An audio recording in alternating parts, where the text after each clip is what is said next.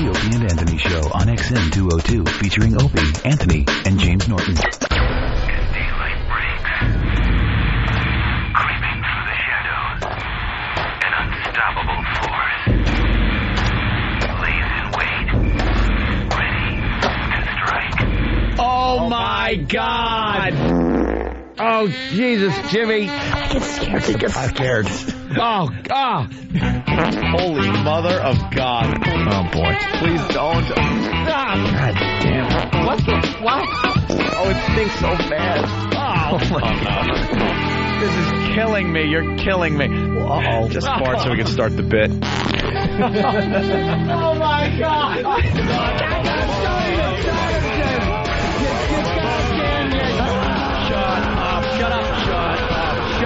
Shut up.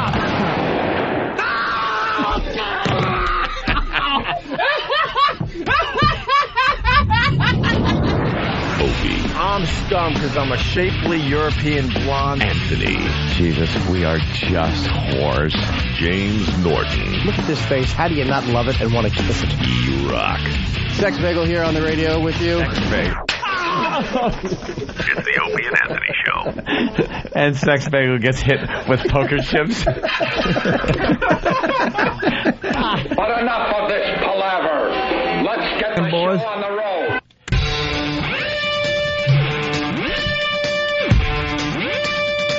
Stretch 1, 2. And Good morning. Good morning. Good morning. How are you, Anthony?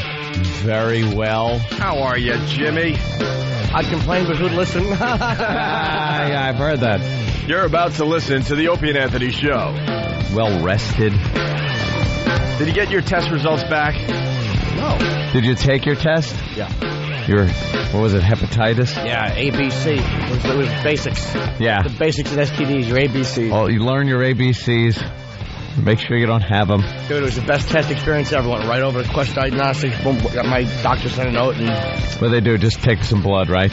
yeah, and the guy, I was asking for symptoms and stuff. Was the guy in a spacesuit when he took your blood? I know you. You're Jimmy Norton. Well, I just got to get into something. Most people just snap on those little rubber gloves. He comes in that outbreak suit that Dustin Hoffman was wearing. No, he was a black guy. He threw on a blonde wig and heels. Yeah, if you weren't listening yesterday, boy, Jimmy dropped a doozy on everyone. Doozy. You know, for all of us that are in relationships, you have a little disagreement here and there. It might be on just mundane stuff for the most part if you kind of take a step back and think about it. But not in Jimmy's world. They had a little disagreement about something Jimmy wants done sexually.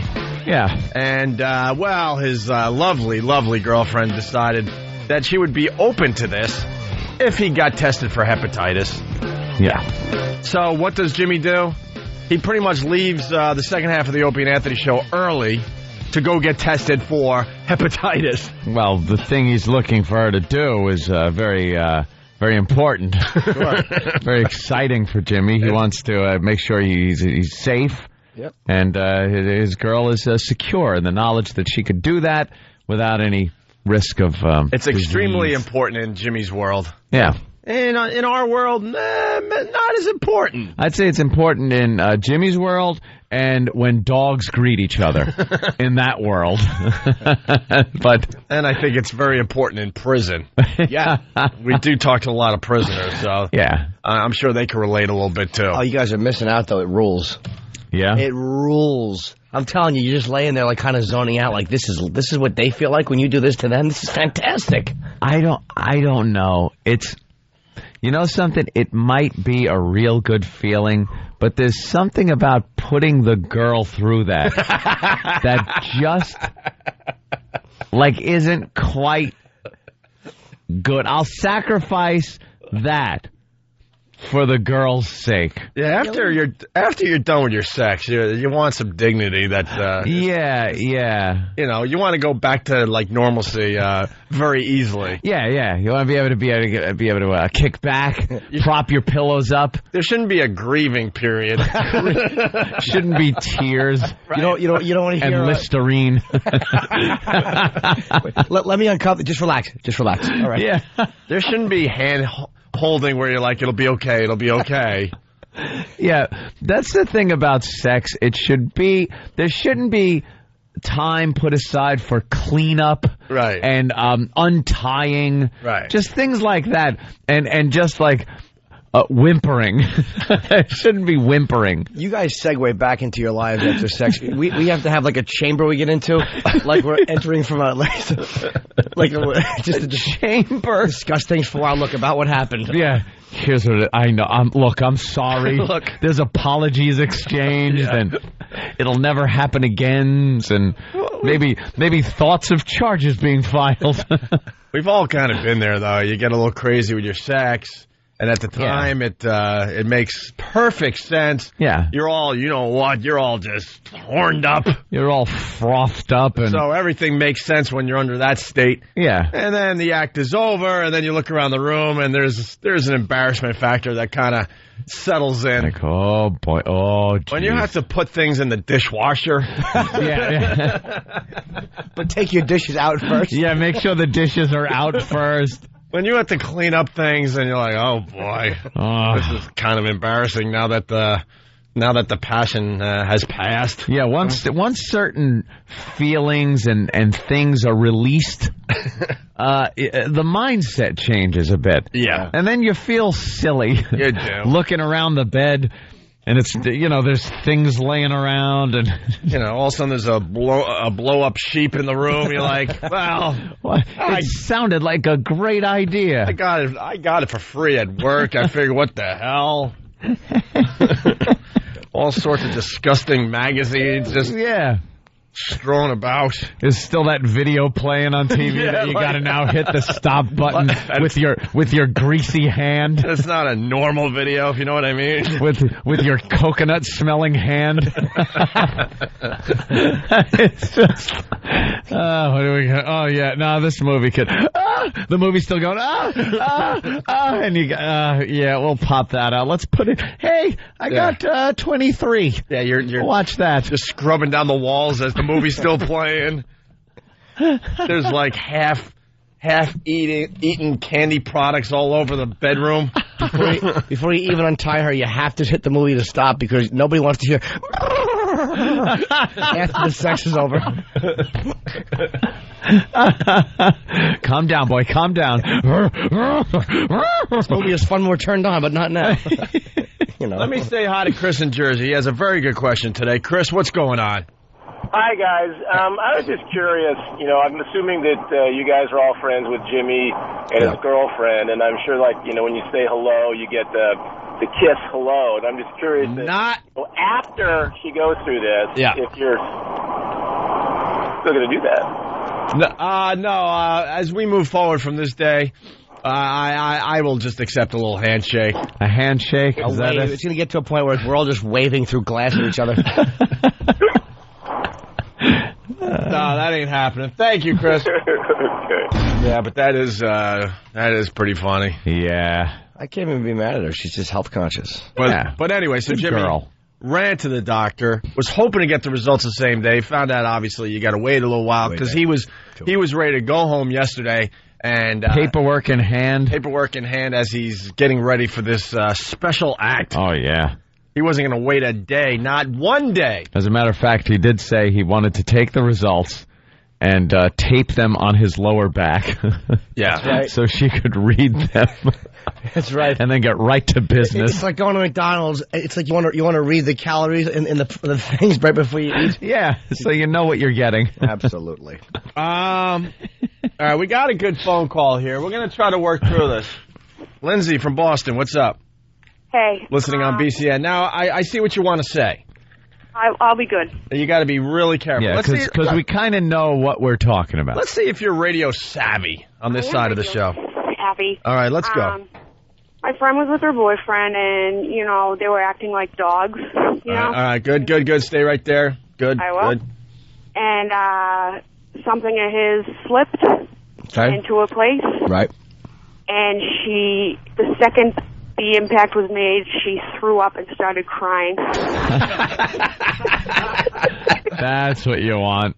And does she get a passing grade? Yeah, I think she did fine. Al helped us out and jump out of that? All right. I think she did okay. Hey, that's very funny. She didn't expect it to be what it was, huh? Yeah, very upsetting. Is that a shock ref? Like, if somebody went into shock in a weird way to throw up like that. Isn't that kind of like a shock thing? I don't know. That's like when you find a finger in your chili at Wendy's. Yeah. You just all of a sudden go. At one moment, you're just enjoying your chili. Everything's great. And then. Hey, Lindsay. Yes. What is Boston talking about this morning? I don't know. Oh, the girl. Yeah, what about the girl? What about the girl that was in the bad neighborhood? I have no idea. Oh, the girl who was visiting from New York? Yeah. She had like a Howard Stern poodle hairdo. That's all I know. I love our listeners. That's all I saw on TV, but... All right, that's what you're talking about. Some girl with a Howard Stern poodle hairdo got shot in a really bad neighborhood. Yeah, she was in a bad gang neighborhood. And do you know what neighborhood it was? What do you think? Dorchester, right? Well, there's only one or two bad neighborhoods in all of Boston, so... Yeah. Yeah, I'm from Dorchester, so... Sorry to hear that. Wow. Oh, how do you leave your house at this point? No, I'm from what's called the good part, a.k.a. the white part. Segregated. So you gotta love Boston. A.k.a. the white pot. See, Boston is... we've been to a lot of cities. They still have it all figured out. Yep. The Jews are over here, the Irish are over here, Italians. the blacks are over here, the Italians are over here. I mean, it's all segregated. We all live together in one great city of Boston. Just don't go where the gangs are. All right. Mix it up a little, you get rocks thrown at buses, and people might die. Who knows? All right, thank you, Lindsay. Wait. I have an idea for Lindsay. All right, what? She was a good caller. Yeah? I say... Well, we do have the Opie Anthony prize closet. We asked for this. Stop it. Where, oh, geez. Lindsay, we're just going to give you something because you gave us a good phone call today. Go ahead, Jimmy. What do you want to give her? Don't give her the obvious. No. All right. You know, Don't give her the Lucky Louie Season 1 DVD. Oh, no, I'm going to take that and sell it on the road. Oh, she already has it, too. Yeah, that's mine. I'm going to make money off that. All right, what are you going to give her from this unbelievable prize closet? Yes. Have you seen Boogie Nights? Yes. Good, because you're not seeing it this way. We're going to give you one copy of Frank Miller's Sin City. That's a good movie. Recut, extended, unrated, widescreen version. That's wow. Right. Only the best for our listeners. Frank Miller's Sin City. Touch. You're welcome. That's not a real thing, is it? It certainly is. It certainly is. Please hang on the line so we can send that to you. Okay, I'll hang on the line. Ready? You're getting one copy. Yeah? Yeah. She hung up. She didn't like Jimmy's choice. How come when other shows and stations give away prizes, people go, oh, that's great, thank you. What's your favorite radio station? And they always say the station. We give it away, and they hang up on us. Jiminy Cricket. Well, we'll see if we can give one of these away today, because now we got to find Opie and Anthony prize closet. That's right. We also have Bob Saget tickets to give away this week. Our pal Bob Saget is playing the North Fork Theater Saturday. That's the old Westbury Music thing, right? What was it called? It used to be Westbury Music Fair. Yeah, well now it's that anymore? No, it's called after a bank. Ew. Well, this is happening all over the freaking country. Used to have some cool names for stadiums and rock venues, and now it's like named after a bank. Banks. North Fork Theater, Saturday, April 20th. Bob Saget's going to be there. Doors at 6:30. Show starts at 8. We'll give away some tickets a little later on today. We got to wake up all the new bosses out there. We can't catch a break in this business, I got to tell you. Why? Well, the guy that brought us back to regular radio, Joel Hollander, is stepping down. He's either getting fired, he's leaving on his own. It's a little shady. News has it that he's just stepping down. All the nice memos are going back and forth. We wish him nothing but the best, blah, blah, blah, all that corporate stuff. But something's going on. Yeah. There's something going on. And he's stepping down. Well, rumor had it in the papers and New York radio message board, the mecca of all radio message boards. Yeah. Rumor had it that maybe the relationship was a little strained between Les Moonves and Joel Hollander. I don't know. I don't get into their business. I just come in here and do a radio show on a daily basis and hope to do the best of our ability to satisfy our bosses, Opie, and our listeners. That's what we do. But Joel, for some reason, stepping out of the organization here. And that means a replacement. Yeah. So now for a couple of weeks, we've been here, and there's been speculation going back and forth. Who's it going to be? Is it going to be somebody stepping in that can't stand the Opie and Anthony show, can't stand us personally? Well, that's what happened last time. That is exactly what happened last time. You might remember a guy named John Sykes who wanted to shut down Whip 'em Out Wednesday. That was the first meeting he had with us. First meeting we ever had with him. And who had left at that point? Who was out the door? Dan Mason. Was it Dan or was it Fareed? I think it was Fareed. Who could keep track? Okay. It was one of the bosses that kind of liked us. All right. And then they brought in this guy, John Sykes, because Viacom ran the radio division back then, and he was a guy from VH1. And they were trying this thing where they wanted to incorporate, like, their MTV VH1 thing into their radio stations in some way. So they figured if they got a VH1 guy into the radio division, they'd be able to do that. It's called synergy. Do you have energy at your workplace? Energy. Stupid. Energy. Hate synergy. That stinks. Can't even say the word. Sounds like a drink that you got to drink when you're old. Drink synergy. I'm 65, I started drinking synergy, and I feel... It sounds like an energy drink. Yeah. Feeling sluggish? Have some synergy. I'll have a synergy and vodka. Poor man's speedball. Waka, waka, waka. So, they wanted some synergy. And they also wanted to make it kind of family-friendly. Yeah. They wanted to take the Opie and Anthony show and make it family-friendly. Family-friendly. That's what I got out of this guy. Yeek. Thank God we blew up our careers or we would have had to work with this guy. So we sat down with him, and the first thing he says is, "What you guys thinking about this Whip 'em Out Wednesday?" Well, like, greatest radio promotion ever, like, sir. Man, it's given us a lot of mileage. Kind of made our bones with it up in Boston. Got a lot of attention. Here, all the stickers are based on WOW. It's kind of a big part of our show. Can't drive around the tri-state area without seeing the WOW stickers. It gets the name out for the show. It's just been an unbelievable success for us. Yeah. And what do we get from him? I don't know. I don't think it's a good idea. Kids, I have kids. And we did hear that. And if you're driving around and they see that sticker and ask what it is, now you got to explain what that's about. And it's just not, women flashing on open highways when he had this big, and me and Opie kind of looked at each other like, oh no, we are so screwed. Yeah.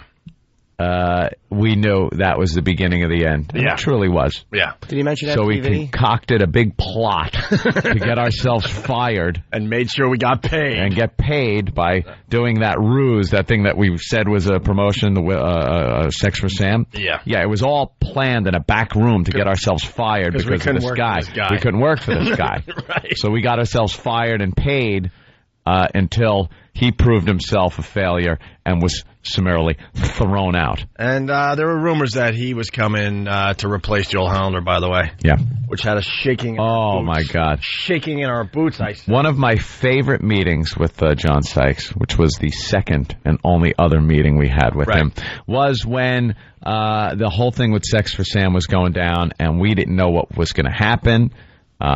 This pretty much shows what kind of a pussy he was. Oh, it was awful. Yeah. He came in the room in Ken Stevens' office where we were sitting to discuss. All hell's breaking loose. The press obviously on it. Yeah. The paparazzi are following us at this point. Around the clock coverage on CNN. Everyone discussing our careers.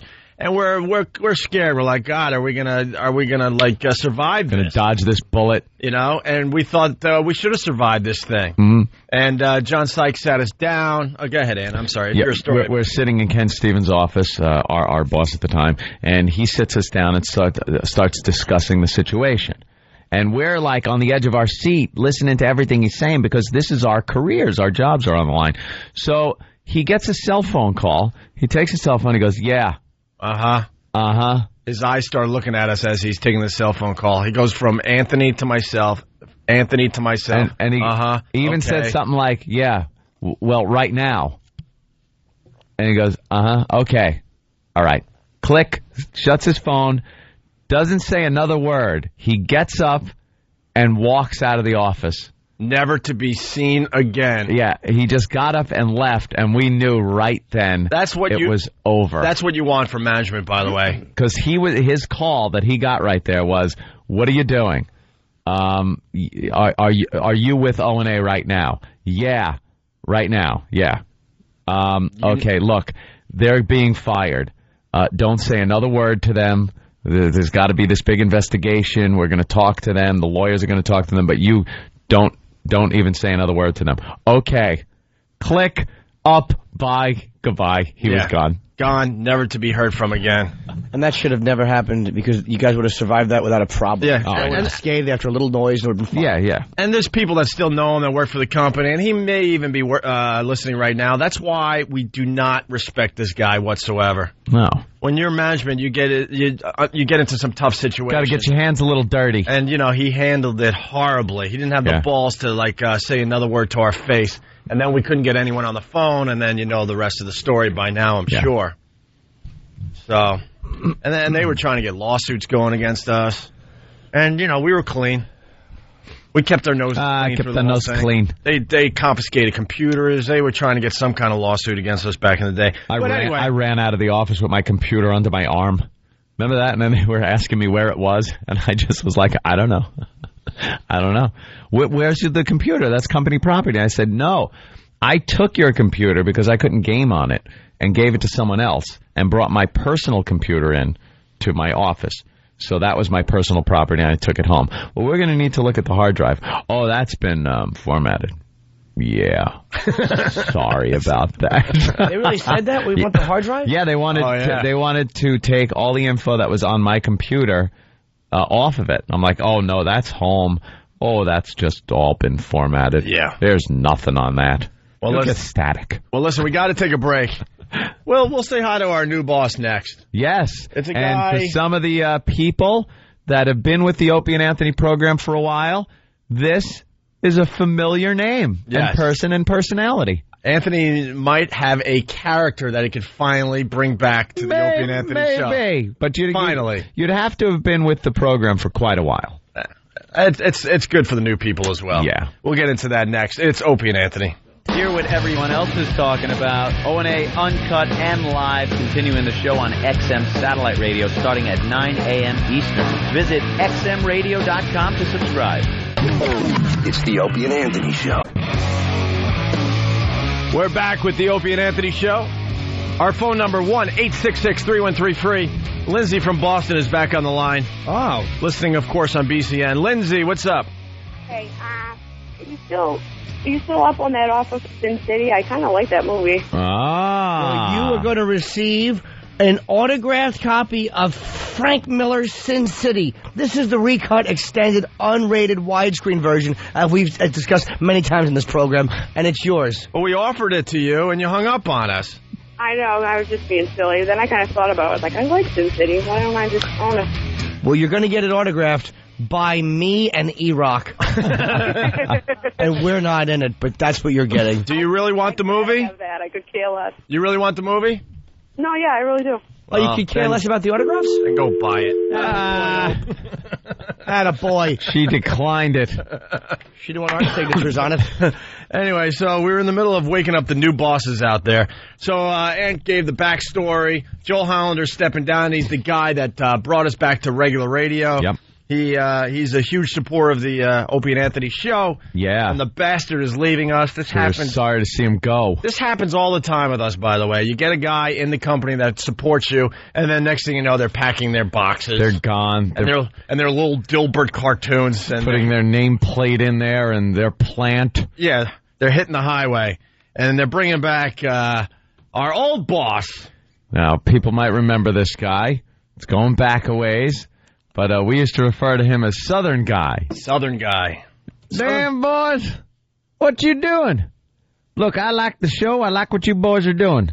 I think it's fantastic. I want you to push the edge, push the envelope, do whatever you got to do to get the numbers. And, you know, I like the kind of show you do. It's great, but goddamn, you lose this license or put our license in jeopardy, I'm going to send you out the goddamn door. But I love you boys. I think you're great. You're fantastic. He's pretty much schizo when it comes to us. Oh, we had some great meetings with him. Well, one. We had one meeting with Dan Mason back in the day. This concerns Boston, so we do the mayor's prank up there, and we get fired. Yeah. By the way, the anniversary of the mayor's prank, April 1st. 9 years ago. 9 years ago, this April 1st, I do believe we blew up our careers in Boston. And that ass is still holding a grudge. Yeah, he sure is. So we get fired from Boston, and hey, we need work. And Infinity Broadcasting came a-calling, but they wanted us to meet the head of the radio division, Dan Mason, who's coming back to the company. Yep. To make sure we didn't have, like, devil horns. Yeah. So we get the phone call that we need to be on a flight immediately from Boston to Reagan International Airport down there in D.C. Immediately. So Ant and I, very excited. You know, we were only a one-market wonder at that point, a one-market sensation in this business. Mm-hmm. We didn't get to travel much, so Ant and I, very excited that we get to go on a little road trip. Yeah. And we're calling each other like, what are you packing, man, for the big meeting? You wearing a suit? You gonna wear a suit? What are you doing? Are we going to wear the suit on the plane, or are you packing it so we can change?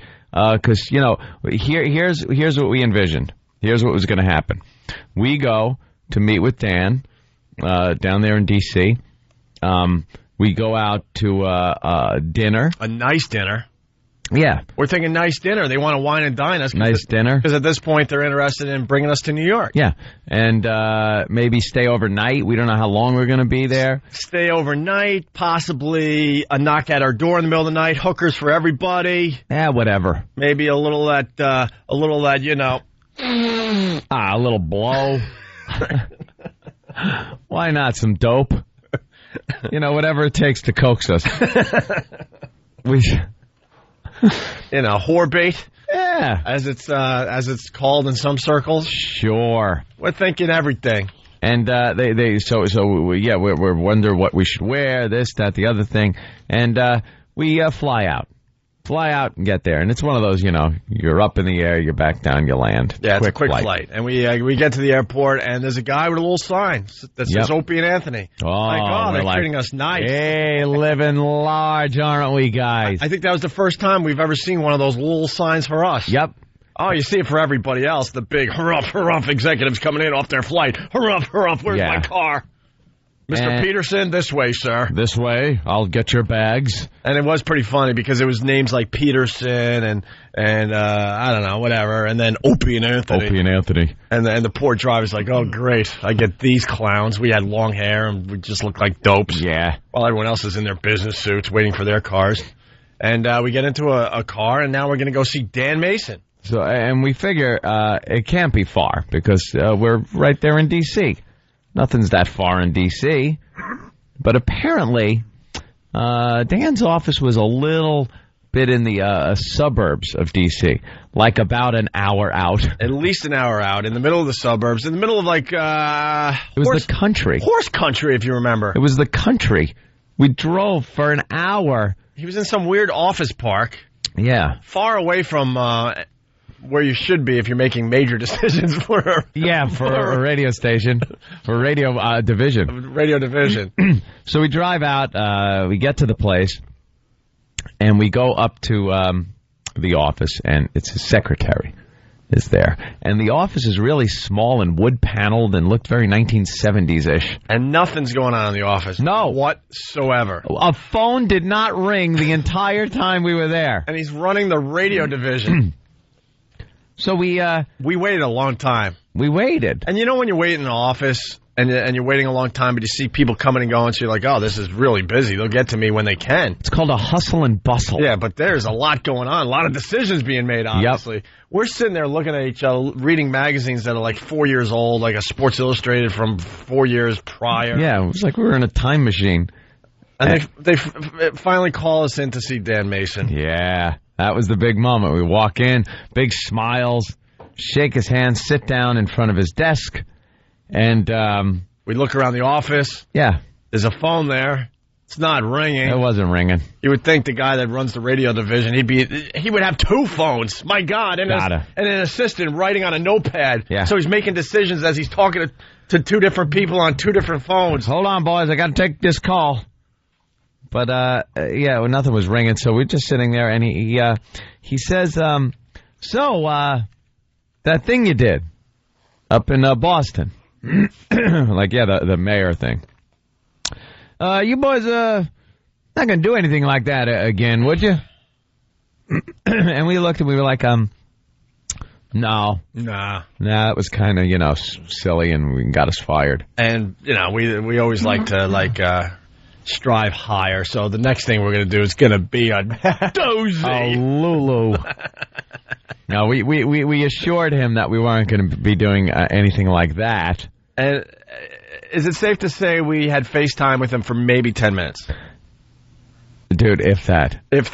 He asked us that question, and we had all these delusions that we were going to have dinner and all this other thing. And we were practicing speeches on the plane and in the car. And he kind of asked us that question, and then he goes, all right. I'm satisfied. I'm going to give my okay to hire you boys in New York. Have the secretary phone your car and take you back to the airport. Take care. And we're walking out of the office that we were just in for, I swear, it had to be 4 minutes. Yeah. And we walked back in. We're like shell-shocked, asking the secretary, could you get us a car to take us back? And we're sitting, waiting for our car, which then showed up, an hour later. I don't know how long we had to sit in that office. We felt like prostitutes, like we were brought in to, give an old office, what? Yeah. And then you're sent on your way. And then on our way. And then cab fare. Before we knew it, we were back at, Kennedy Airport. No, Logan. Or Logan. Yeah, Logan Airport. Going, what just happened?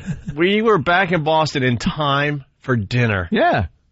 Yeah, that was it. Wearing our stupid suits that we thought we would need. And our little overnight bags. Yeah, our overnight bags, just in case, we were going to be going out to the Mason compound for some beverages. What delusional idiots.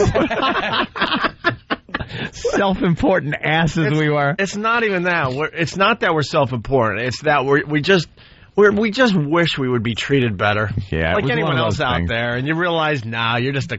I just didn't know, actually. I had no idea. I thought this was the way things were done, and we would be, go out for drinks. You know what it comes from? It comes from watching Bewitched. That's all. I watched all those shows growing up, and I thought, Larry Tate would take us out for drinks. Give me a double, Sam. Or something like that. But it was all right. You guys don't have horns and tails. Be on your way. You're not self-important asses. You know what you are? You're dorks. Yeah, dorks. You don't want to be seen with shock jocks. Yeah. It would be bad for his reputation. Because companies like to hire shock jocks, especially back in the day, but they didn't want to be seen with them. They don't like being associated or seen with them. It's, it's like the engine room of a ship. Right. You want to know it's there, but it's dirty. And you want to stay where the nice things are, the luxury. It's necessary, It drives the ship. Yeah. But it's dirty down there. You don't want to see it. So this is what I have to say today. Joel Hollander, go screw. Good morning and welcome back to the company, Dan Mason. trying to kiss a new boss's ass. I wouldn't say that to Joel. Good riddance. Well, sir. Could be saying that later this afternoon. Yeah, well, I guess we got to go to his office. Better be nice. On the 46th floor here in Midtown. You best be nice, my friend. Good riddance. Don't let the door hit you on the way out. Do you think That's what I say to him today. Do you think he's just inviting us up there to help him move? I don't know. Wouldn't that be fun? Could you grab that into that couch? I hope he's inviting us up there to fire us. That's his last act of being the boss. Fire us. His last duty. Put us out of our misery. But Dan Mason's back with the company. He's our new boss, and he's schizo. He's like, he wants us to push this show as far as we can. But he's very safety conscious. Yeah. Which is good. Yeah. And that's where the whole thing came from. All right, boys. I'm in charge. I'm back in charge again. And, I always like you boys. I like the show. I like what you guys, boys, do for the company. Because it's all about the company and getting, making the money, making the revenue. Your show's good. I want you to push. I want you to push it. I want you to get your name out there. And we're going to have a good relationship. But I swear by the grace of God, if anything happens, one FCC complaint or anything else happens, I will throw you out that goddamn door. You understand me? I like you boys. You're good boys. Thank I you, met sir. you. Thank you. I met you. We had a long talk. I believe it was 2.8 minutes. It was about, 5 That's minutes. That's a long goddamn talk for me. And I believe in you. I believe in the program. I'm a big fan of the show. You guys play music? I'm a big fan. What do you do? We do. Your talk show, that's right. Yeah, okay, yeah, I got the paper in front of me here. I'm a big fan of the show. I well, love you boys. Mr. Mason, you keep saying you're a big fan of the show. Just name one lousy thing we've done. We've been back on regular radio almost a year. You don't even have to go into our past. What one thing have you heard in the last year? Ring, ring. Oh, my phone's ringing. Hold on, my phone's ringing. Give me anything they've done. Just put it on my computer screen. So. Yeah, these guys don't know. You did that, what the hell was that? That thing with the, Girls in a Barrel, it was called. 55-gallon drum challenge? That's what I was saying, 55-gallon drum challenge. That's the kind of stuff I need you boys doing. We haven't done that in 4 years, sir. To get that. What about you said one thing. That qualifies. You did the sex with Sam. Well, everyone knows that. That was international headlines, sir. With Sam. For Sam. That was your cue. To goof on how I didn't even know the name. I know, well. Not listening, sir. See, that's the problem. You boys don't listen. You get me in trouble. You get the station in trouble, you get the division in trouble. Now, I want you both to be good. But push it. Get ratings. Get revenue. But I will toss your asses out a window if you interfere with the business and workings of this division. Now go ahead and do what you do. All right. Whatever the hell that is. All right, thank you. Ring, ring. Oh, my phone's ringing again. I'm a busy man. All right. Dan Mason, everyone. The new boss, who used to be the old boss. And to Joel, hit the road, Jack.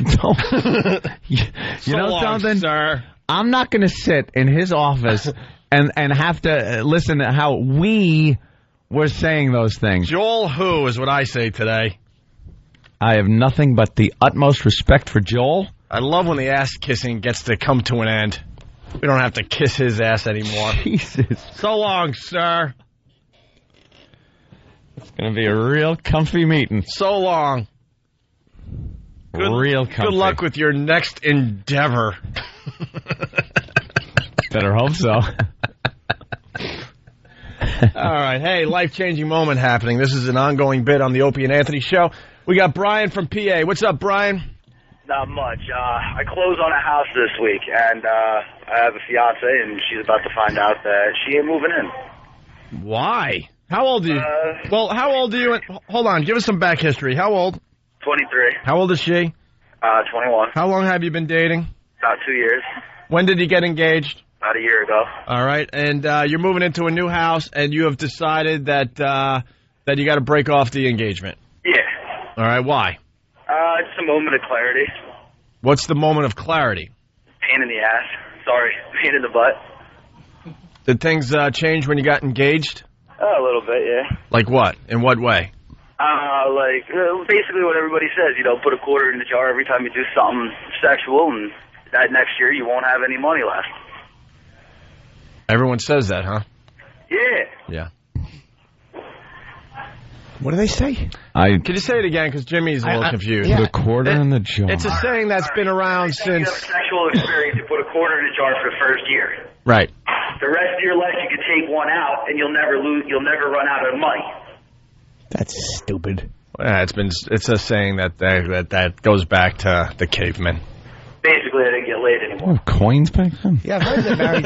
There's rocks in a big thing. Put a cave drawing into a jar. All right, so you're telling her today that the engagement's off. Yeah, that she ain't moving in. And how are you going to do that? Probably right before I leave for closing. Do you want to do it live on our show and humiliate her in front of 2 countries? Probably get punched in the teeth. So what? That's beautiful. Yeah, we would like that. Look at the stuff I confess on this show. Yeah. Maybe you could put us on speakerphone. I got it. Closing's at noon, so I'd probably have to record it or something. Oh, boy, that never works. They never do. Well, what are you going to do? You're going to do it right before closing? Yeah, I said, right as I'm getting in the car to go to closing. And you're going to do it in the car with her? No, right before she gets in. So you're going to pick her up at her house, and you're going to allow her to go through the whole process of getting excited and showering and putting on her favorite we're closing on a house outfit. Oof. She's going to be all dolled up, a little perfume, and then you're going to hit her with the cinder block? Yeah, I'm going to dump her. Why don't you do it while she still has morning breath? No fun. All right, well, you got to let us know how it goes tomorrow, all right? All right, I'll give you a call back. All right, good luck to you, sir. Later. All right. We got Dan in Kansas. Dan, what's up? Hey, I just wanted to thank Jimmy for all this stuff he talks about, all the stuff he likes to do, recreational. Yes, you're welcome. Why, are you the same? Well, I always wanted to try some of that stuff with the old lady, and after listening to you, I finally decided to give it a shot, and we like it. Oh, good. Wait, what thing has Jimmy turned you on to? Now, be careful. We're on the old regular radio, being monitored by our new boss, Dan Mason. Well, this latest endeavor that he's doing. Oh, the one he's got to get tested for? Yes. Yeah. All right, so Jimmy talks about that yesterday, and you decide you need this done immediately, and you did it yesterday? Yeah. And? What do you think? I love it. It's kind of like sitting on a wet sponge, though, isn't it? Well, I don't know. Were you surprised how good it was? Yeah, I was. See, I had to do it to her first. Oh, why wouldn't you want to, dude? That's my favorite thing to do. You get all the joys and benefits of it without looking at their dumb face. Now, Dan, you sound like a man's man.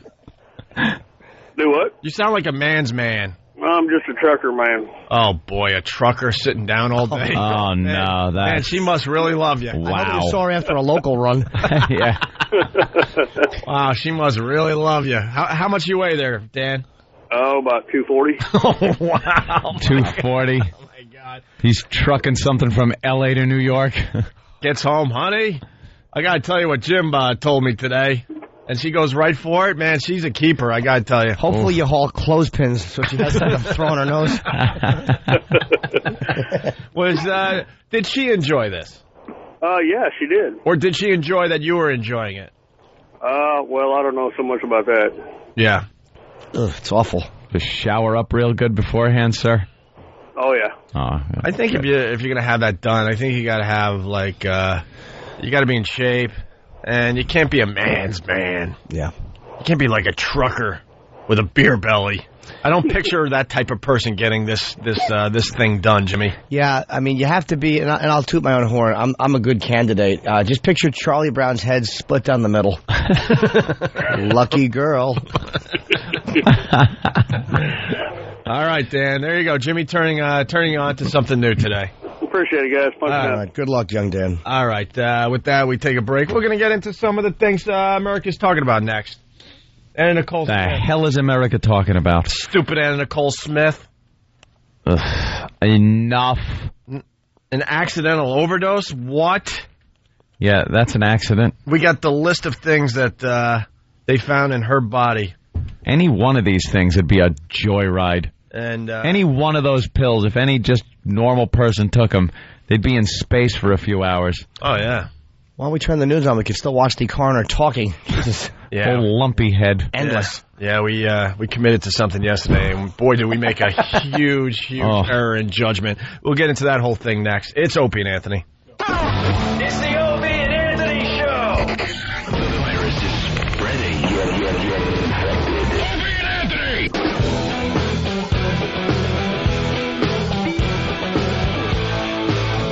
You're checking out the Opie and Anthony Show. America just sucks. John Edwards, his wife, the cancer is back. It's going to kill her. And what does America do? They're beating up John Edwards a little bit. What? Because they're like, oh, you know, wow, using your wife's cancer to get some votes. That's like 300 million to 1. All of America's beating him up? I bet he loses. Maybe, all right, yeah, maybe not America's sucking, but there are people out there that just suck. America. First of all, John Edwards will not be our next president. So leave the guy alone and his dying wife. She's pretty brave. I mean, she announced that the cancer's back, and she decided, look, what am I supposed to do, stay at home and die? Or, help my husband out, and maybe a miracle will happen, and he'll get elected, and I help a little bit. Yeah. You know, but then people are all over John Edwards like, oh, my God, using your wife's cancer to get votes, blah, blah, blah. Yeah, Katie Couric was really, like, grilling her. Yeah. And took a little criticism for that. Why doesn't Katie Couric worry about her ratings and being a woman at a man's job? Wasn't she Jimmy? What? We work for the same company. Because why should she worry about this stuff? She's busy getting some real journalism done. That's right. Why. Enough with her. So they're talking about that. But, you know, he's not going to be the next president. So just leave the guy alone. No, he's running as Obama! Wow, you're excited about that Obama. I've been excited about him for a very long time. Well, he's a hell of a public speaker. That's all I know about him. Unless the Democrats come up with somebody else, I think they're in big trouble with the Hillary Obama thing. I like him a lot better than her. She just stinks. Yeah, she's a non-factor in this. I mean, she really thinks because she's so popular in New York and gets elected in New York that it's going to be a whole nationwide thing. Sorry. They should just announce that Bill Clinton's going to be the vice president on the ticket. Yeah. That would really make it fun. We still can't figure out if that's legal. I know. No one knows. But anyway, so people are talking about the Elizabeth Edwards thing a little bit. Yeah. And, of course, the big news, because this is the type of thing that drives America. Anna Nicole Smith. The autopsy results happened yesterday while we were still doing our radio show. Stupid us, we decided to turn up the TV and kind of watch it and give the results to everybody. Yeah, kind of, as they came in, we could comment on them in real time, and that ghoul of a coroner gets up there, and I thought it was question and answer time. The press was there. They were going to ask him questions about her, and he was going to answer them. Well, he thanked the Academy before he even said anything. He thanked everybody ever associated with his life, I think. The guy got up there and spent 20 minutes just thanking everybody that worked on this with him. You know, send a card. That's not what the news wants to hear. They don't care. It's not what the people want to hear. It sounded like there were a little too many people involved with this autopsy, by the way. Oh, my God, was he thanking people. You know the word got out. Hey, we got a hottie. Yeah, get in we here. got a hottie. You want to see her naked? Yeah, no, she's dead. Yeah, but she's naked. We'll give you some mundane job to make it official, but you need to be here and check this out. $500, you get 10 minutes alone time. You want alone time? So yesterday, 45 minutes later, we still didn't have a cause of death, and we had to give up on the creepy coroner with the huge lump on his head. Bumphead was just babbling on. Old Gumby head. He was babbling all this scientific crap about drugs. Yeah. In her body. And And we learned that the bump on his head was caused by what, an ant that dropped him on his head when he was an infant? Apparently, his aunt had dropped him, as Jimmy said, what, out of an airliner? She dropped him on his head when he was an infant, and it caused a blood clot, which thickened the bone, his skull, thickened his skull bone or some crap. And it put a big ridge on his head. Is this even like a single bump, like a cartoon bump? And he's the poor guy that has to lose his hair. Yeah. If he didn't lose his hair, no one would know that he has. No one would know. Has the Gumby head thing. If he had a big, full head of hair, he could just brush it and cover up that big ridge. He'd be fine. With a nice big head of hair. But God is cruel, isn't he? Oh, and you know he went bald early. Yeah. Because he had like nothing. He had the little horseshoe. He's got the old horseshoe. So he the big bump. He had the big bump on his head, and then he starts losing his hair, and he's totally bald. And that bump is like, it's like there's a certain dinosaur that has that ridge on their head. Oh, yeah. I don't know what it is. What? We all know exactly what you mean. Dilophosaurus or something. I don't That's know what correct. it's called. I'm going to go over there. And no, it's not. I know it's not, but it sounds like that. Yeah. And it's got a ridge, and that's what he looks like, only it's kind of off-center. He looks like that thing that spit the acid into Newman's face in Jurassic Park. All right, well, meds killed Anna. We know that by now. Florida coroner rules out suicide, really, and foul play and tragic final act of ex-Playboy playmate. And then the paper, our paper, here's a rundown of what she had in her system when she died. Of an accidental overdose. Yeah. This is what she was prescribed?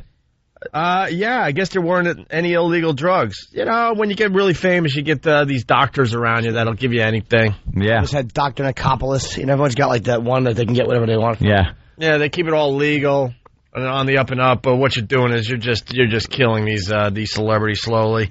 This is what was found in her system. We start with chloral hydrate. That's a potent sedative. I heard this drug is used in like date rape drugs. Nice. Date rape drugs. Chloral hydrate. I guess it's a sleeping pill. Like when you take this, you're almost immediately asleep. Like immediately. Laying down in bed. You have to take it laying down in bed for the most part. Really? Yeah, Nice. supposedly. Yeah, this is like the hardcore stuff that the celebrities get to fall asleep. This is a biggie. This is a doozy. Is that addictive though? Third time I used doozy. Of course today. it is. I'm going for 10. Yeah. I think Marilyn Monroe had a little of this in her system as well. Oh, yeah? And, you know, she liked Marilyn Monroe, so what the hell? Might That's as well, sweet. Might as well die like her, too, right? Did she take any Joe DiMaggio? 'Cause apparently she a teaspoon of Joe DiMaggio. had a little of that. Yeah, Anna, you didn't like Marilyn that much. You could have had old Joe. A little Joe. Hey, take 2 black eyes and call me in the morning. Anyway, so we start with the chloral hydrate. That was in her system. Then you go on to the Klonopin, anti-seizure, anti-anxiety drug. A lot of people are familiar with the old Klonopin. Klonopin. Then you throw a little Valium in there. Valium. Nice. For anti-anxiety. I was given a Valium because of my tooth that day. Remember I had the toothache and I had to go upstairs and get it taken care of? Took some Valium. And I always say when you get Valium, the first one you take, the feeling you get, you count the rest of the Valium you have in the bottle. I poured them all out in my hand and went, 1, 2, 3. How many do I have? How long am I going to be able to use these? Oh, these are fantastic. I got the dumb laser eye surgery. Yeah. And they gave me the lowest dosage of Valium, but they gave me I think it was 10 pills. Yeah. And you nailed it. All of a sudden, I'm like, whoa, I got to save these. The second you feel it, you count them. Right. And you go, how many days do I got? Oh, this is good. And you don't feel guilty or like you're doing anything wrong. No, they're prescribed. They're prescribed. I'm in pain. Next thing you know, Next thing you know, you want to go to sleep a little earlier or you're feeling a little on edge. Ow, I bit my tongue. Gulp. Gulp. As you two are describing this, me and Dumb Steve are just eye contacting each other going, ooh. Oh, that sounds delicious. Yeah, Valium is really something else. Yeah. And you do count them. Yeah. You want to know exactly how many days I'm going to be able to feel like this? They supposedly have a horrible detox, too. Like, they say alcohol is the worst, like worse than Coke, worse than all of them. Yeah. And Valium is right there, too. It's supposed to be a really bad detox. Yeah, I can only imagine. All right, hold on. We're getting some info on the old chloral hydrate. Frank in New Jersey, what's up? Hey, Frank. Frank. Hank. Grandson Frank. I hung up. Boy, I think we have another person. He said it's a Mickey. That's what they use in Mickey. A Mickey? Nolan from San Antonio, what's up? Hey, what's up, fellas? Hey. That chlorohydrate, man, that's a really, really old medication. They won't even, prescribe that to normal people anymore. Yeah, I slipped her an old Mickey Finn. Nobody gets that anymore. And I wanted to say thanks, Jimmy, for recommending that Pure Lube, man. That stuff was great.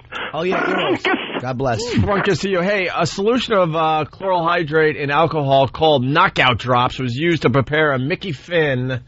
Oh, so that was that stuff where, the girl goes to the bathroom and you have a little eyedropper. Yeah. Blink. Slipped her a Mickey Finn. Yeah, this stuff is, just dangerous stuff. The Bowery boys are using it. What the hell is this old crap? Where does she get it? I'm also hearing chloral hydrate. Is this from Steve? Thank you, Steve. I know everything about chloral hydrate. Is also used in horse tranquilizers. Holy crap. Sometimes I put it in honey when I can't sleep. Teaspoon of honey, some chloral hydrate.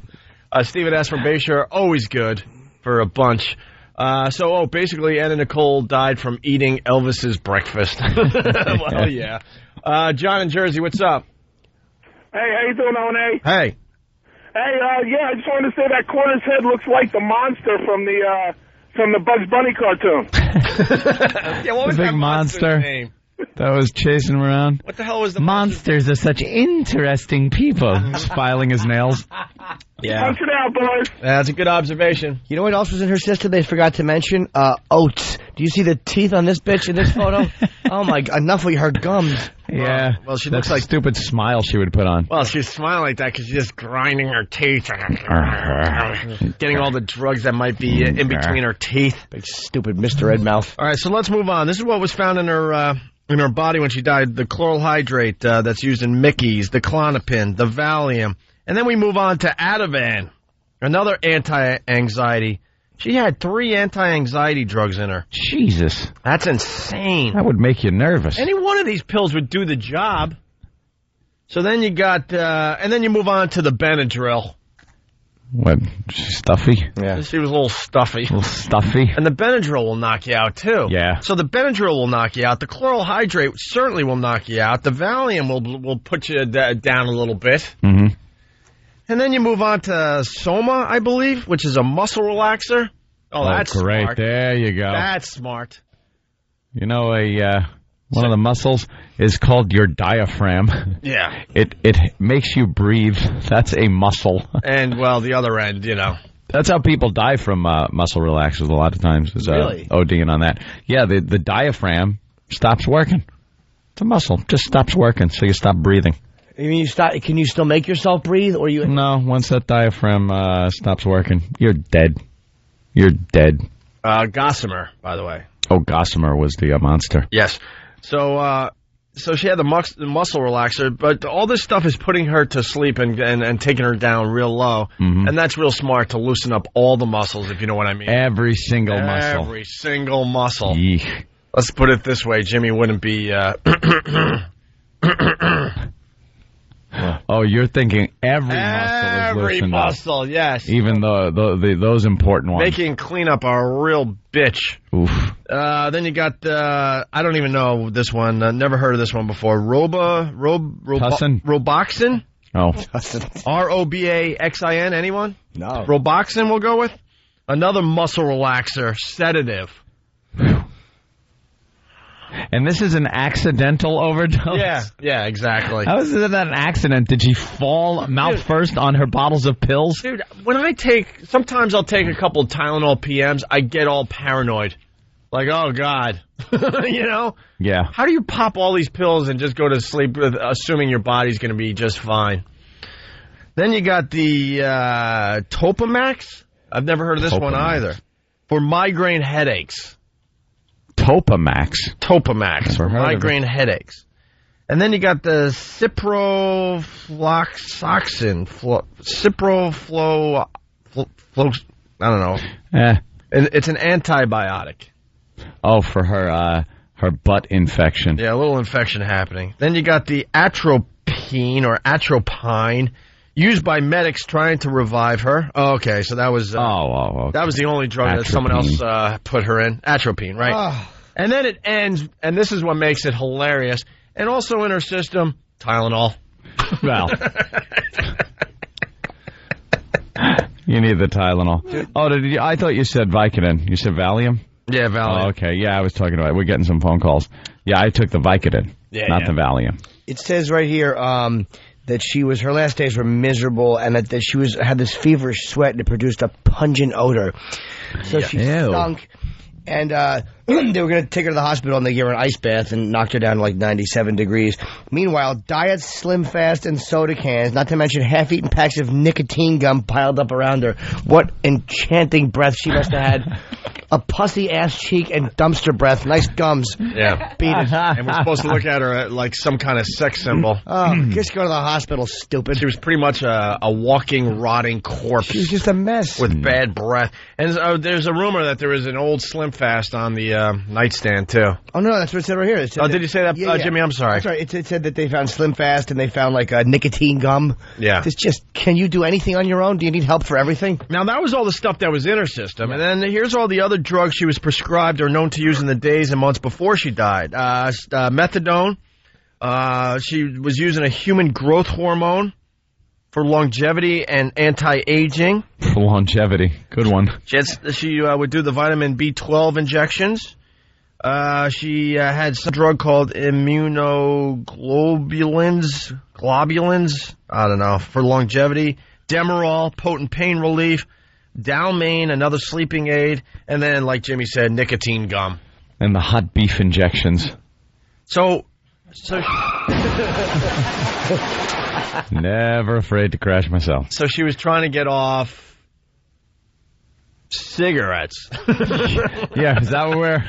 All this is in her system, but she was concerned about her smoking. Well, smoking is dangerous. And they're saying it's accidental. That's beyond a joke. Accidental. She obviously slowly killed herself. Can I point something out, too? Yeah. Around 1 p.m. the next day, I believe this is when she died, the wife of her boat captain found her in bed and summoned her a caretaker because she didn't like the way Anna Nicole looked. She saw her face was slumped downward and her mouth was open and she wasn't breathing. After frantic attempts to revive Smith, her caretakers finally called paramedics at around 1:40. Wow, how long is that? 40 minutes. They said if she went to the hospital, she would have been all right. Yeah. Let's go to... She refused to go to the hospital, by the way. Yeah, she did turn it down. They offered her. Let's go to Heather in Buffalo. Heather? Hello. Hey. I was calling. I work at a trauma hospital in Buffalo.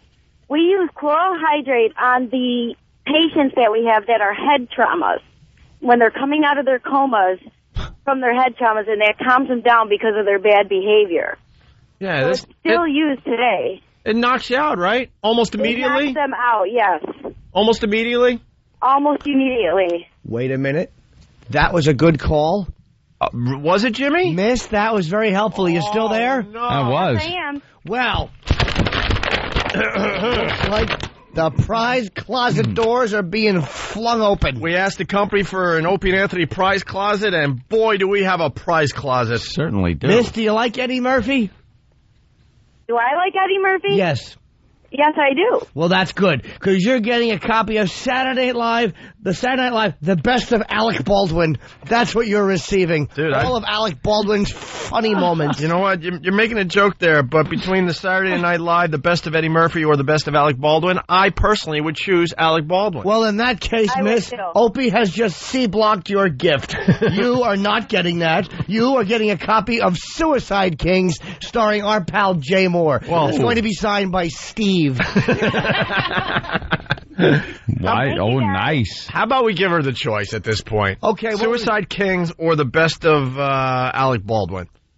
I'd go with Alec Baldwin. Okay, good. All right.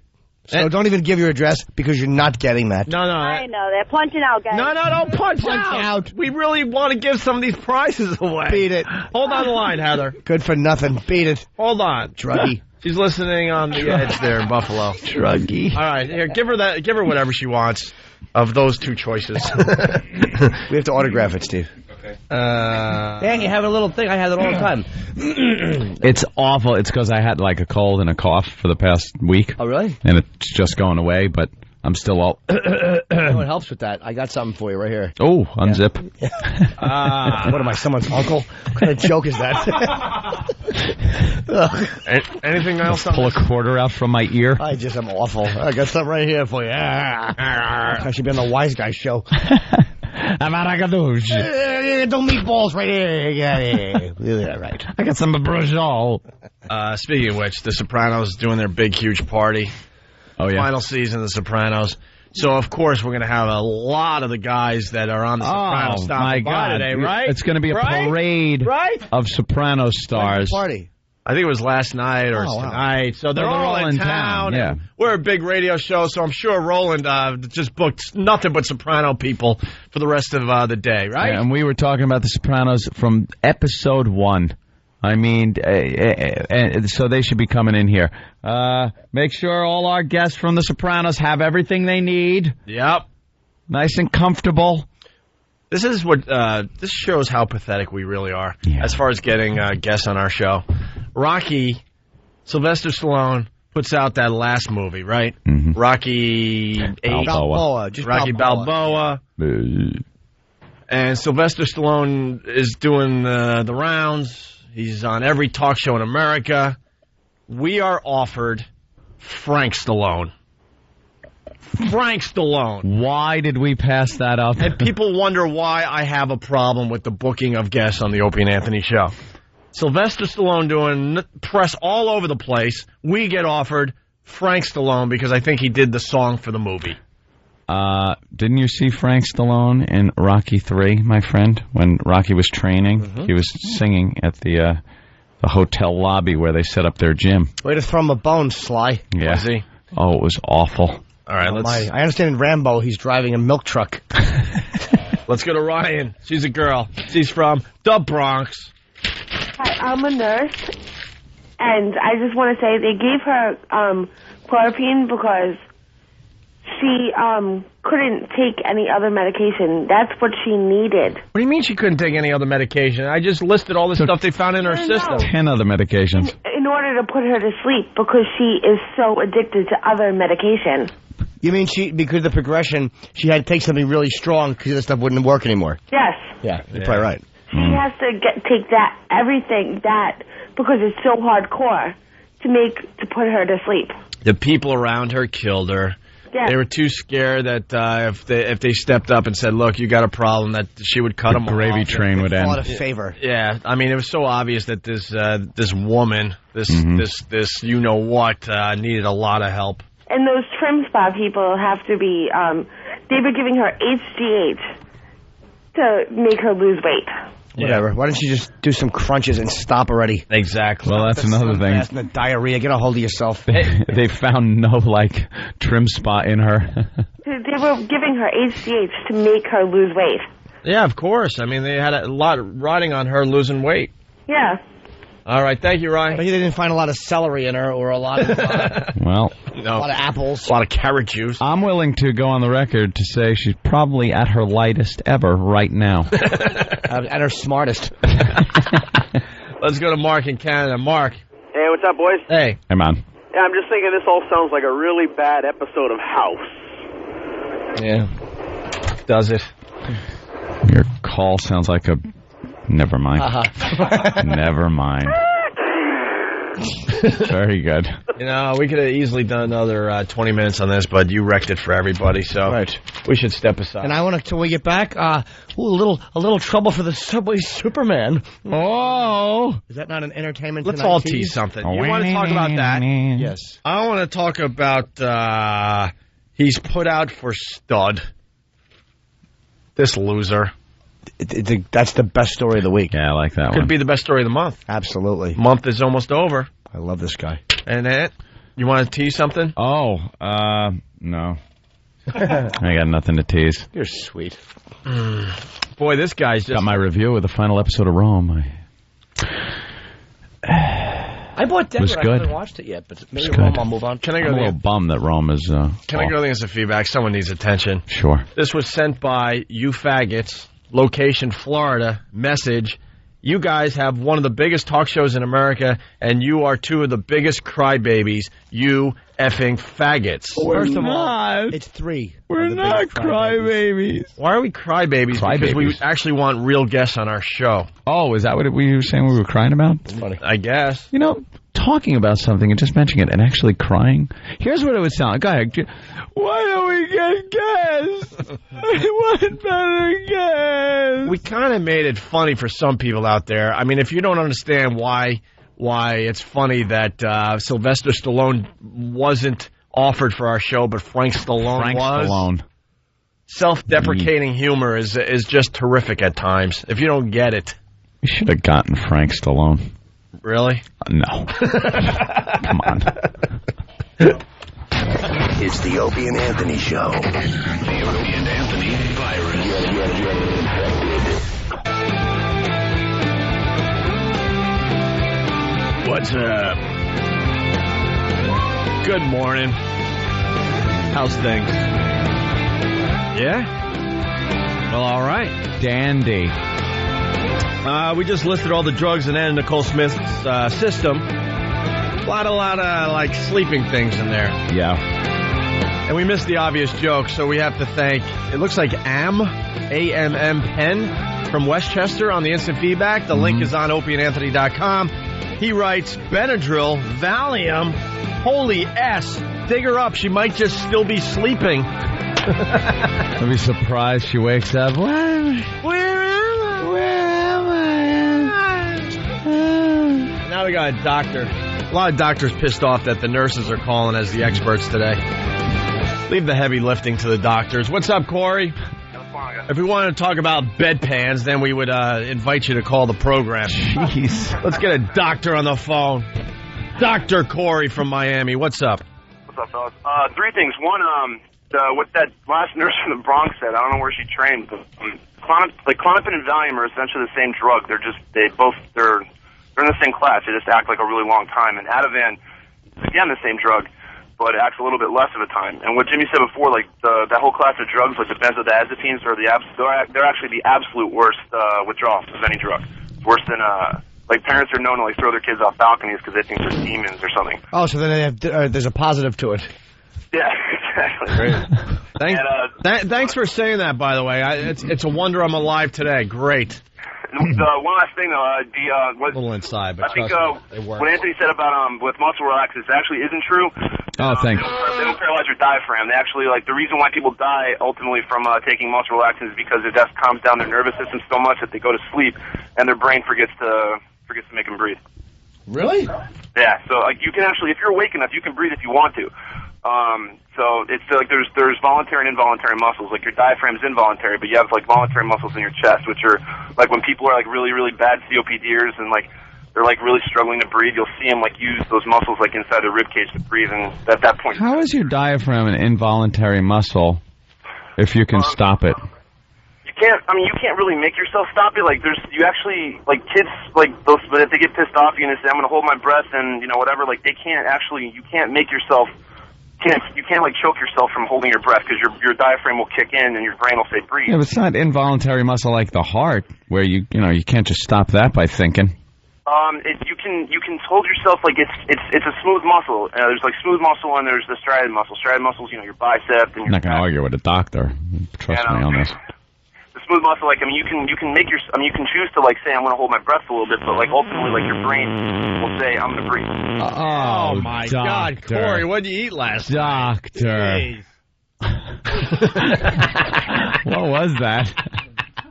Fart equals funny always. The doctor has a sound effect machine, and that was something with the phone line. What? Yeah, we hear it. Oh God, Corey. Sorry. What, Taco Bell last night? Yeah. Listen. It won't stop. I don't know. It must have been that Ethiopian food I had. Getting all this serious info from a doc as he's letting loose a little. Maybe he had a few of these drugs in his system.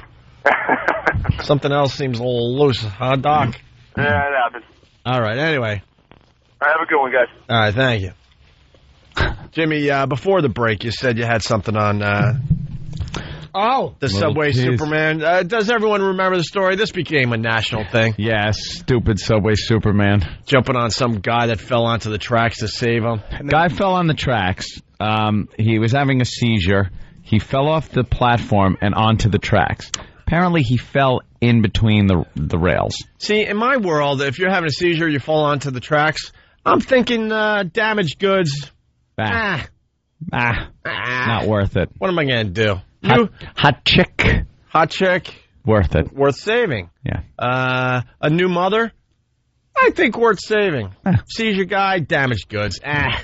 But he fell on there, and then Subway guy, Subway Superman, as they called him, decides to jump on top of him and hold him down while the train rolled over both of them.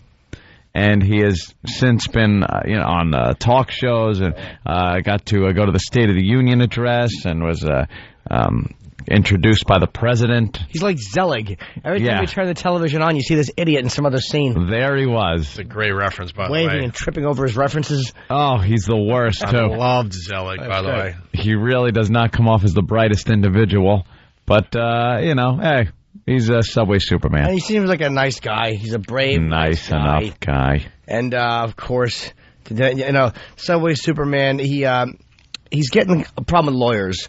Of course. They're such scumbags, all of them. Mm-hmm. He allegedly cut a deal with two lawyers. They pressured him into signing a deal that would pay him pay them 50% of whatever he gets for selling his story. 50%. 50%.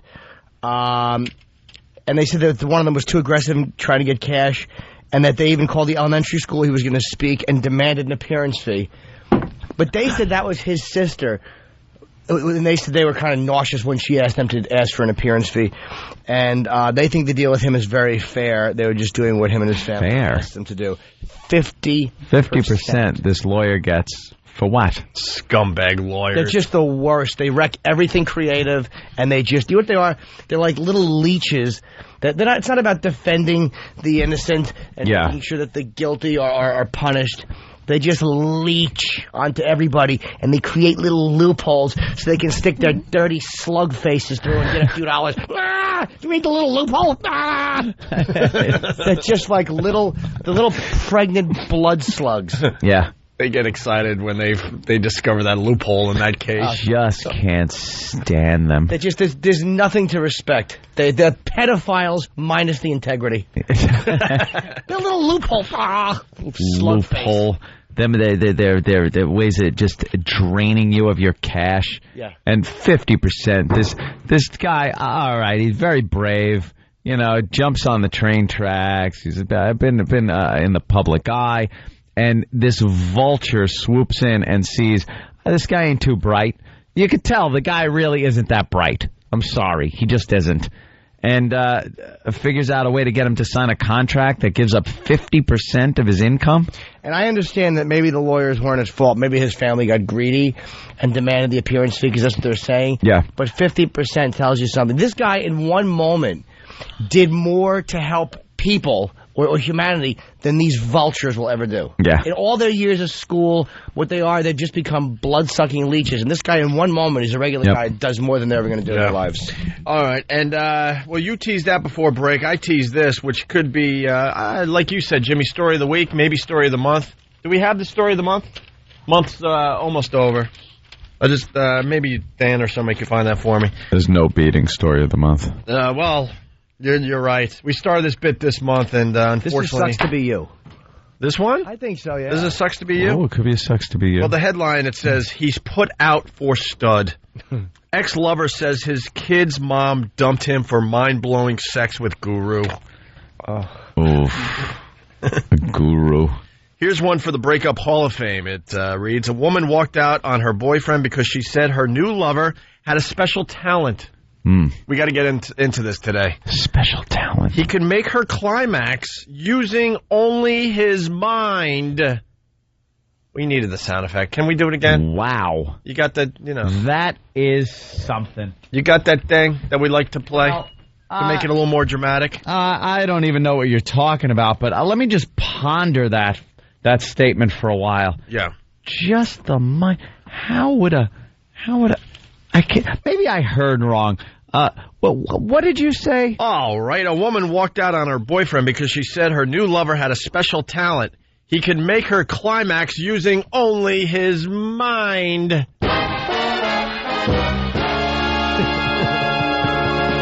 Wow. Only his mind? That's right. Only his mind.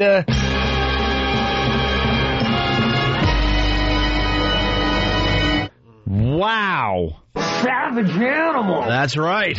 Only his mind? Hey. By the way, on this story in the other paper, the one on the line is he's suing her for $1 million because he's saying she used him, and he's claiming she just got pregnant before running off with a man who was better endowed. A Negro. Oh, you don't mind that stereotype now, do you? A Negro. That's right. What was this guy's name? We don't know for sure if it was the Negro. Do you have this guy's name? The guy who got dumped? Yeah, if he could freaking read Chinese. Oh, God. Quack bomb. Oh, he's an Asian gentleman? Was dumped for someone. And he's dumped for someone who's better endowed. All right. Such is the tale told by Quack bomb.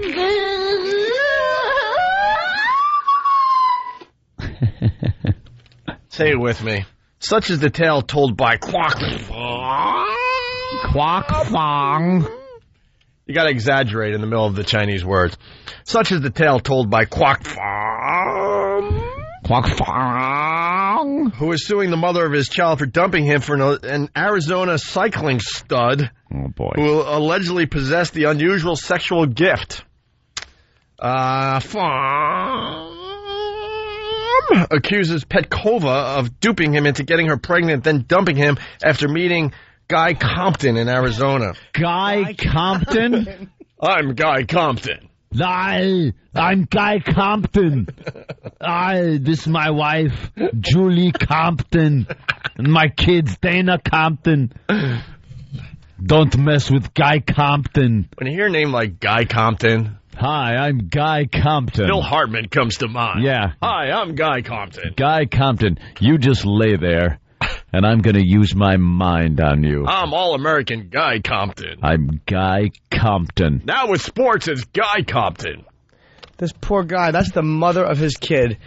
And for the rest of the years, he has to look at this pig and realize she dumped him for a guy who was just better in the sack. Better in the sack. Guy Compton. Oh. Well, Petkova returned from a 10-day guided bicycle trip in 2003 and told... Guided missile, apparently. Returned from a 10-day guided bicycle trip and told that she had met someone else that could make her... Can we say this? You can say it. Sure. What? Hold on to your hats, people. Uh-oh. She had met someone else that could make her cervix orgasmic just by thinking, and that Fom was sexually inadequate. Oh. Well, if you can't make a girl, satisfy a girl like that with your mind, that doesn't make you sexually inadequate. Jesus. Believe me, it was not just his mind. No, believe me, I know. When you're talking about that poor little Asian gentleman, I mean, there's a picture of him in the paper. Why he would want a picture of himself in the paper is beyond me after that type of degradation. But, you know, they're not known as being, like a Guy Compton. Here's what happened. This Whatever new his fellow, name is. Guy Compton, found some new real estate that she didn't know existed because of Fong. Yeah. She's like, that's there? He's like, yes. Yes. That's you silly goose. He has big smiley teeth. I bet he smiles the whole time he's plowing her. Hi, I'm Guy Compton. Guy Compton. Are you ready for your orgasm? That's right. Are you enjoying this? I bet you are. Is that Heather Mills dancing, by the way, off the subject on TV? Yeah. She's a very good dancer. It's ridiculous. Like, look at her. How does she do it? How does that knee bend? And how do they cheer for her? All she's doing now is raking one of the beetles over the coals, and they're cheering for her. All right.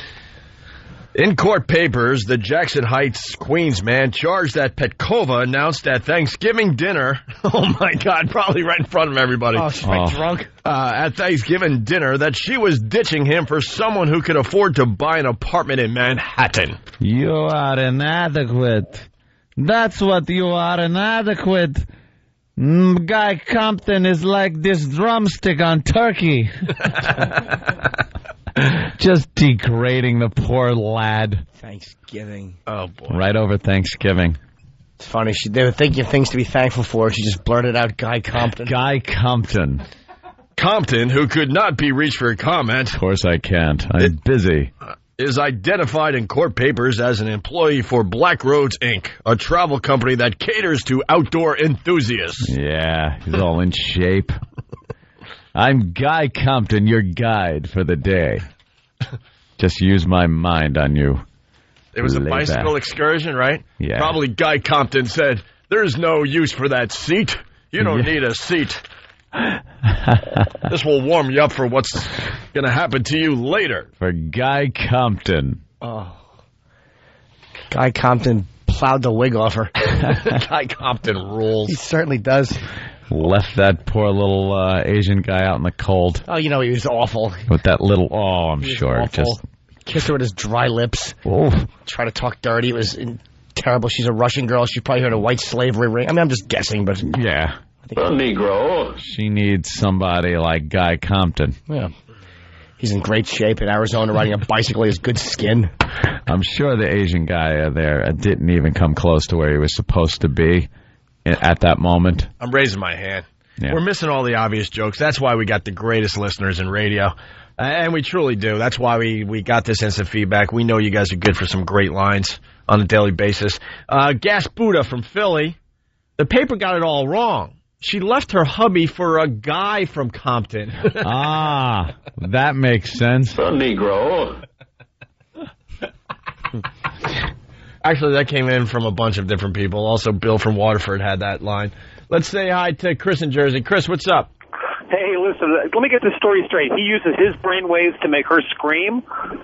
Yeah. Supposedly, she climaxes, and he doesn't even touch her. Uses his mind. And I don't think she's touching. It's just we want to know a little more about this. Has this happened to the ladies? Can this happen to the ladies? We need more info. Well, all I know is that he ought to meet my wife because she's always screwing with my mind.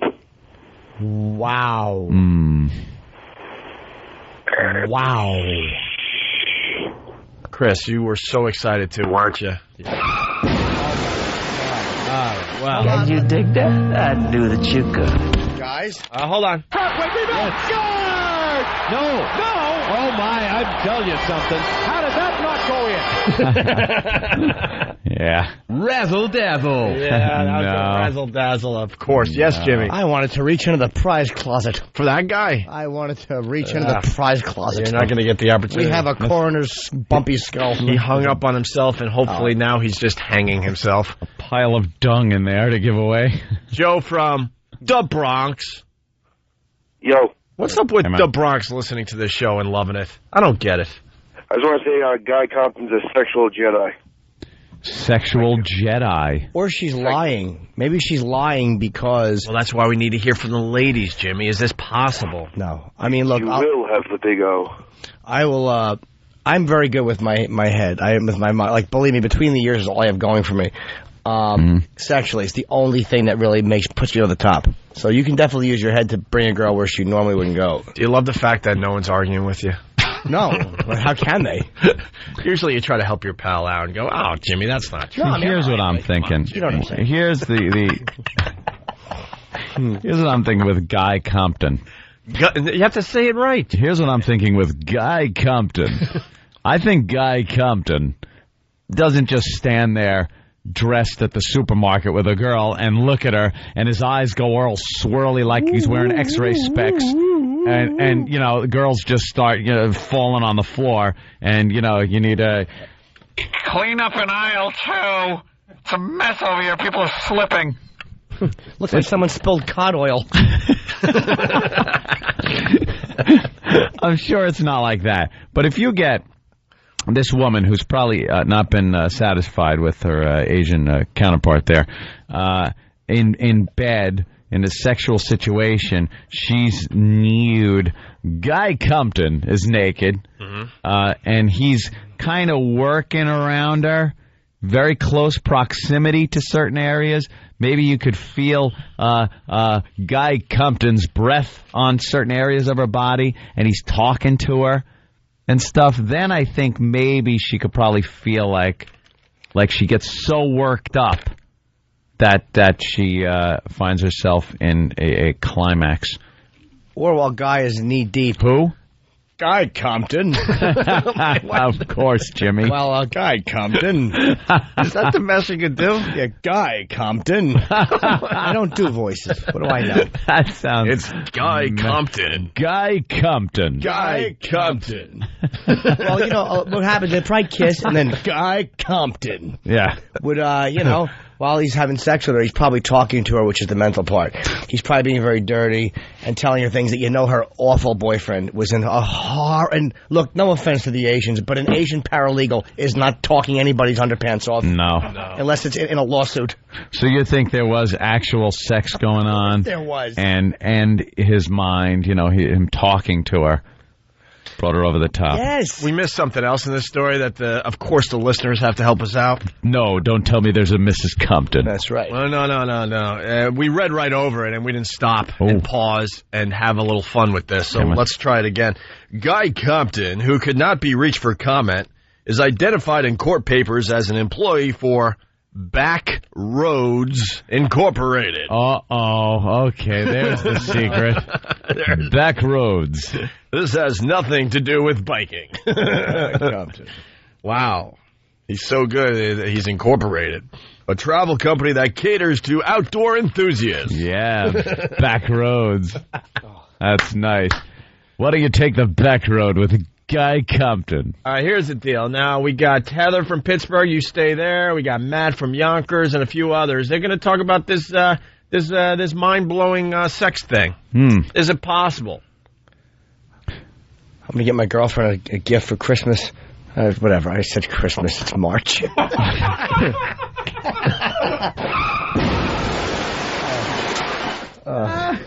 I should just have my face smashed with a colostomy bag. All right. I'm hanging up on other people so we can get more people to stay on subject here. Back goes Griffey looking up, and it's out of here! Yeah! Or is it? No, it's off the wall. My mistake. Kiss my fat ass! Woo! All right. Yeah. All right, we'll go to the phones next. There's no real good way to do this, so just do what you do. Hear what everyone else is talking about. O&A Uncut and Live, continuing the show on XM Satellite Radio starting at 9 a.m. Eastern. Visit xmradio.com to subscribe. It's the Opie and Anthony Show. Just sit there and shut the fuck up. Oh, my stomach. Ew. Coming this weekend to the Saturday Night Virus, it's the return of the Laszlo Show. That's this Saturday from 9 p.m. to midnight Eastern on XM 202 The Virus.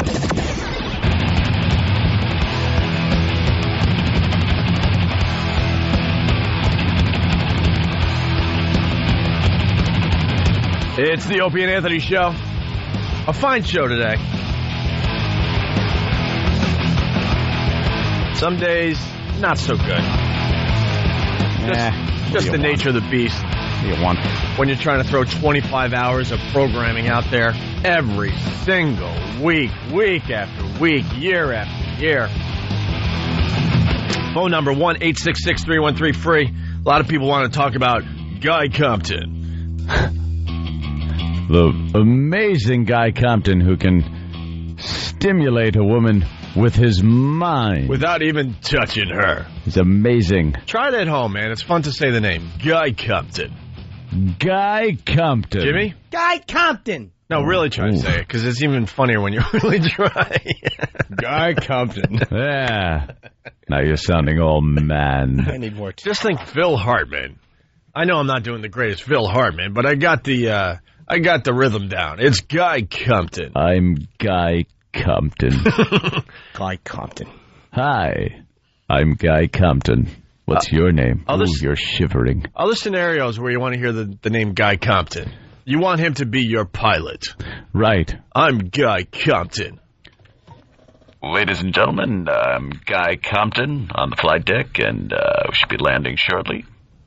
Hope you had a nice flight. Remember, I'm Guy Compton. And God bless America.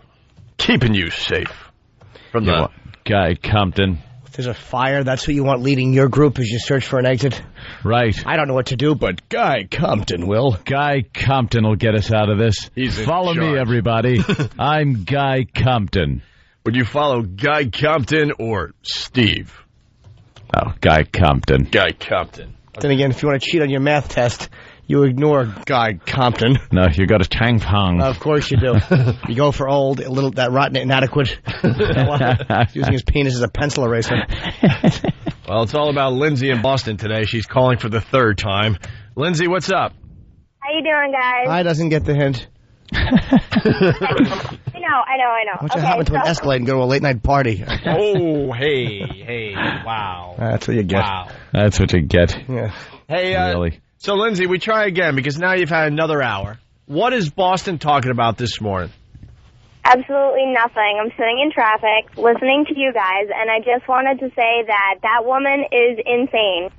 I have sex like 8 times a day. I have to have it all the time, and there's no way that my boyfriend could look at me with his mind or just think with his mind and make me do something like that. Well, you have to have it all the time. That's cool. Way to deal with childhood episodes. Healthy. Hey, how old are you? 22. And do you really have it 8 times a day? I seriously, before I go to work, before my boyfriend goes to work, when I get home, he comes home. I have to have it all the time. Are you a hot broad? I'm pretty hot. Is your name Lindsay Compton? No, it's actually a French weird name. Well, don't worry about it. What's the hottest part on your body? My boobs. Yeah, how big are those boobs? They're D's. 22 with D's. Natural? Yeah, oh yeah. And give us that other number. The other number's key. The D's are always nice, but let's hear the number. 34. Perfect. Well, not perfect. 36 is right there, too. People would argue 34 better than 36. Some would like 36 over 34. Well, I used to be a double D, but now they're just, you know. Lost a little weight, did you? Yeah, well, I had 2 kids, so. What? 2 kids? All right. She's 20 what? 22 with 2 kids. Boy, what happened to her? Let's go to Matt in Yonkers. Matt, what's up? Salvi. Hey, good morning, guys. How are you? Hi. All right. How are you? Gravy. There's this Chinese method of energy orgasms, and it sounds really kooky, but I've seen videos of it, and it's just this older, thin guy putting his hand in front of, women's junk. But these girls are having screaming, like, full-on crying orgasms. You've seen videos of it, exactly. Probably made by the people who want to sell the videos. Yeah. That energy stuff, dude, it's the same stuff they use to help you stop smoking. Like where they put their hands over you and there is an Mr. energy. Miyagi. There's something to it. Or you could feel a little heat. Maybe, but you're not going to scream an rub their orgasm. hands together. Some skinny delivery man is standing there with his hands over your groin. Yeah, they could be faking that there. Exactly. Matt? That's true. We should have an experiment in studio with a girl we know that wouldn't fake it, and then see if this is real. Put your hands over her. Just do that. Yeah. All right, thank you, She sir. could go out and win the karate tournament. I remember my friend Russell made me laugh very hard when we were in like 7th grade because it was this redheaded girl, Christine, and we were getting ready to get on the bus, and her hair was so red that Russell just stood behind her and rubbed his hands together like it was a fire. And he was warming his hands, and I remember that 20 years later, and I still giggle. Your friends were all asses. They were just... And then he had a fist fight with her years later. I remember a fist fight. Yeah. With a girl? Oh, yeah. Did he beat her up? Pretty good. I remember he was hitting her pretty good. She was taking a good ass whipping. That's what you get, tomboy. My old friend Chris Gates used to take on broads in the schoolyard. I'm like, what? And it was grammar school, and I knew there was just something very wrong with that. But the girls were up for the challenge, and man, did they get their ass kicked. Yeah. By the way, redhead girls, they try harder because of the red hair. It's true, and the little freckles. They don't want to shave because the freckles They're are a there. little They're a little ashamed, so they try a little harder. Yeah. Same with the girls with the tiny little boobies. Yeah. Aw. They give up a lot more because they got tiny little boobies. Hi, I'm a carrot-headed zilch. I know, it's okay. A lot of guys have that red-headed fetish. They like a brown red, not Bonaducci red. Like not Ronald McDonald red. You know, Nicole Kidman in her younger years, red, nice. Yeah. Ronald McDonald red, where it's all just beyond curly. Is that natural? Yeah, girls like that? Yeah, it is. Because I know old ladies, for some reason, like to dye that cotton candy head of theirs, that Ronald McDonald red. And walk around and go, oh, stop it. That's just that stupid little Orphan Annie type of red. Oh, okay. Just a curly head of red, whatever it is. Yeah. A mess. Hey, someone wants to do their Guy Compton impression. It's Brett from Edmonton. Brett! How's it going, boys? Hey. I'm actor Guy Compton. You might know me from such self-help videos as How to Steal a Dry Cleaner's Wife and Mind-Blowing Sex.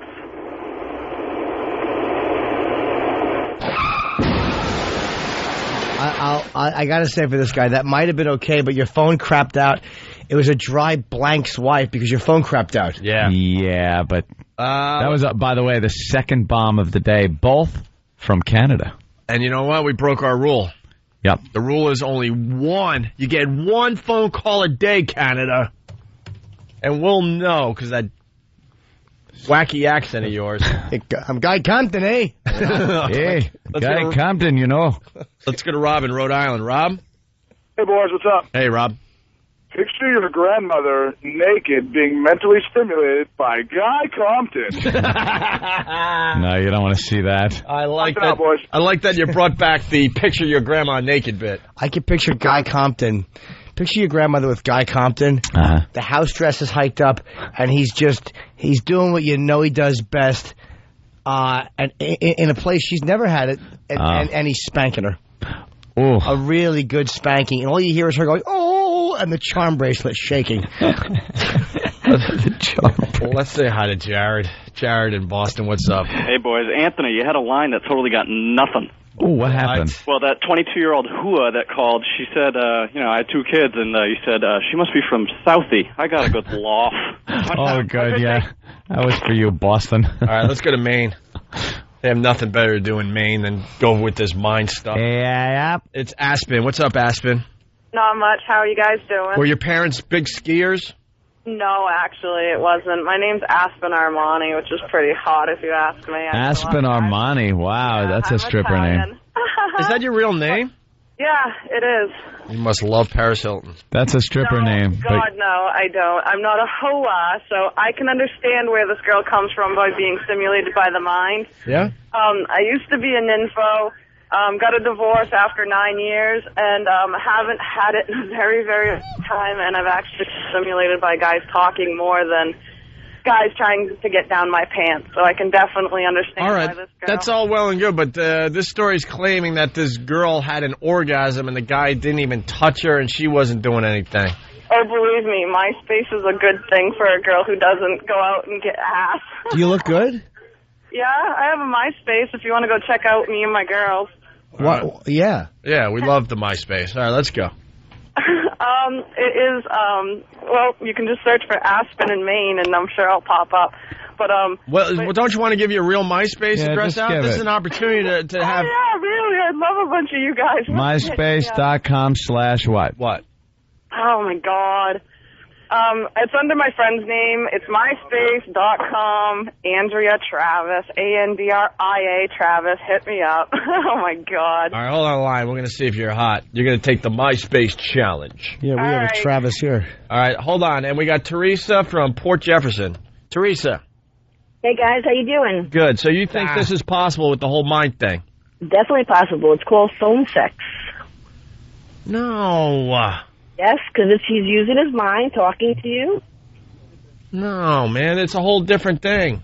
Oh, she hung up. Aspen hung up. Yeah. All right, Teresa. You got to be our friend to see any of the pictures. Oh, really? Yeah. That dumb thing. That. Profile is set to private. Profile set to private. I'm too important.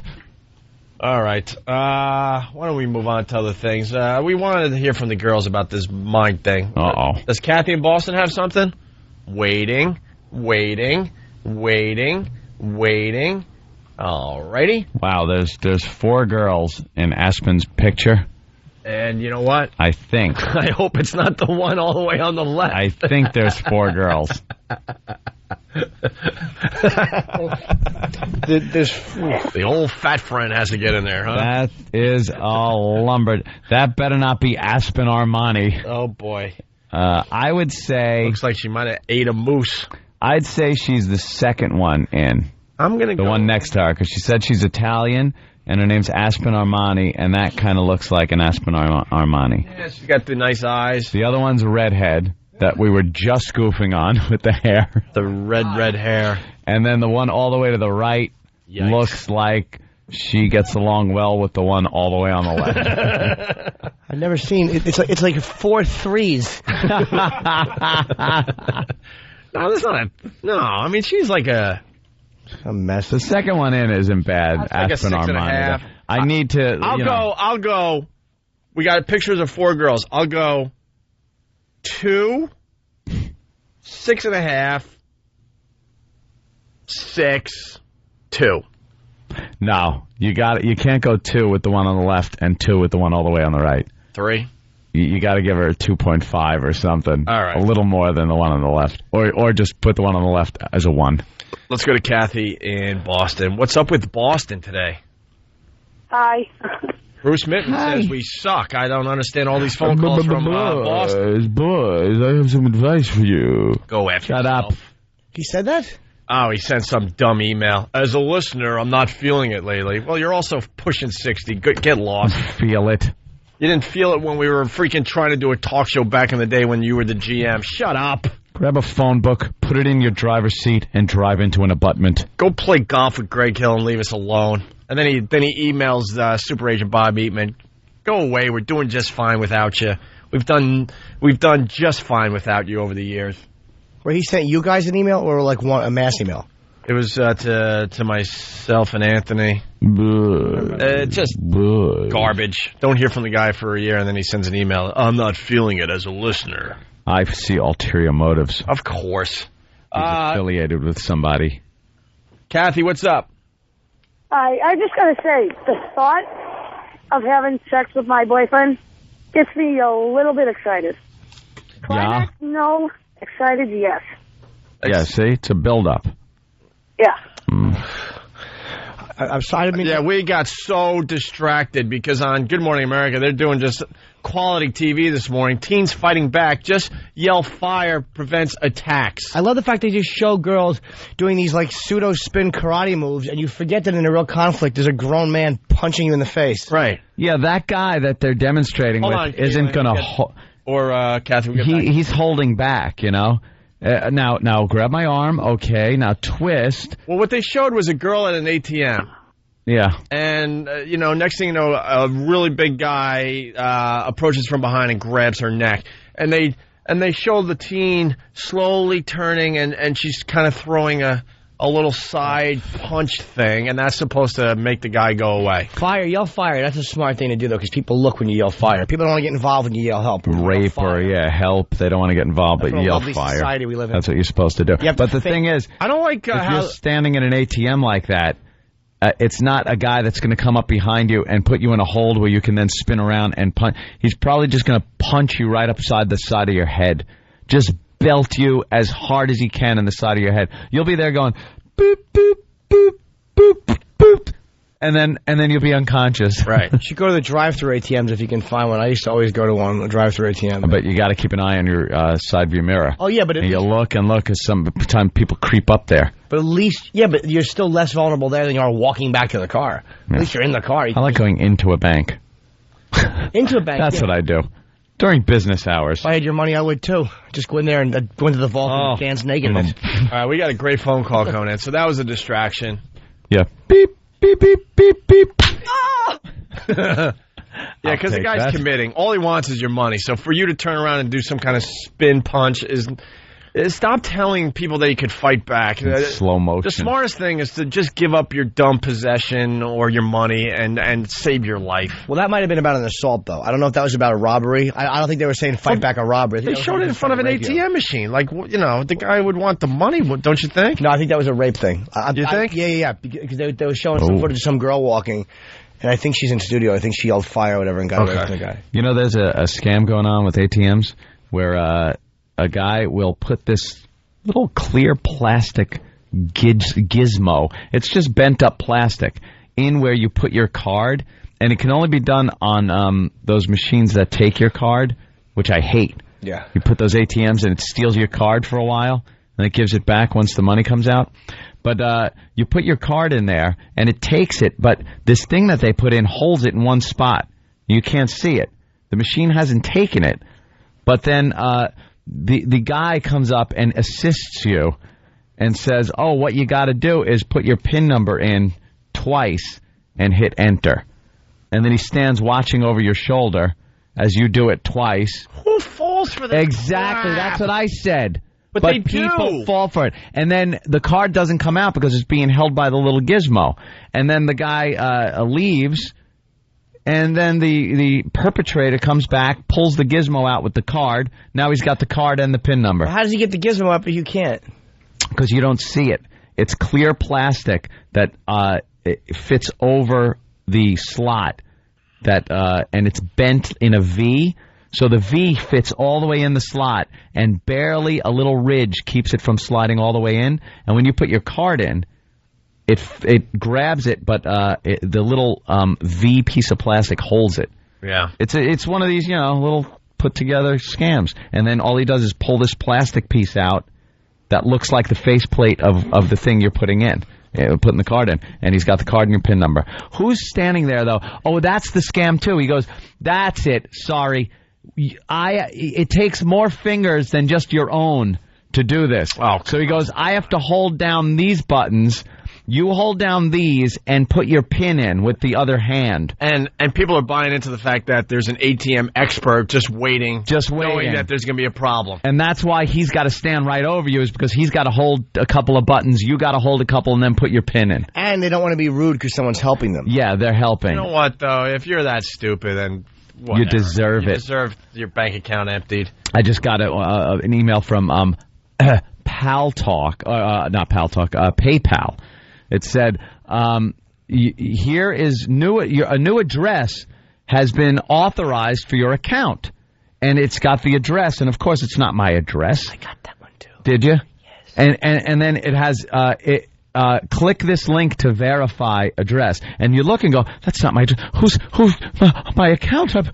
And instantly I know it's a scam. But you look at the link, you put your cursor over the link, and you see it doesn't even go to PayPal.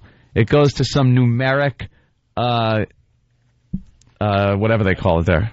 IP, yeah. Mm-hmm. It goes to some numeric thing. It's not even the right address. And it goes to a page that looks like PayPal, that has a login page, and you're supposed to put in your name and password and hit send.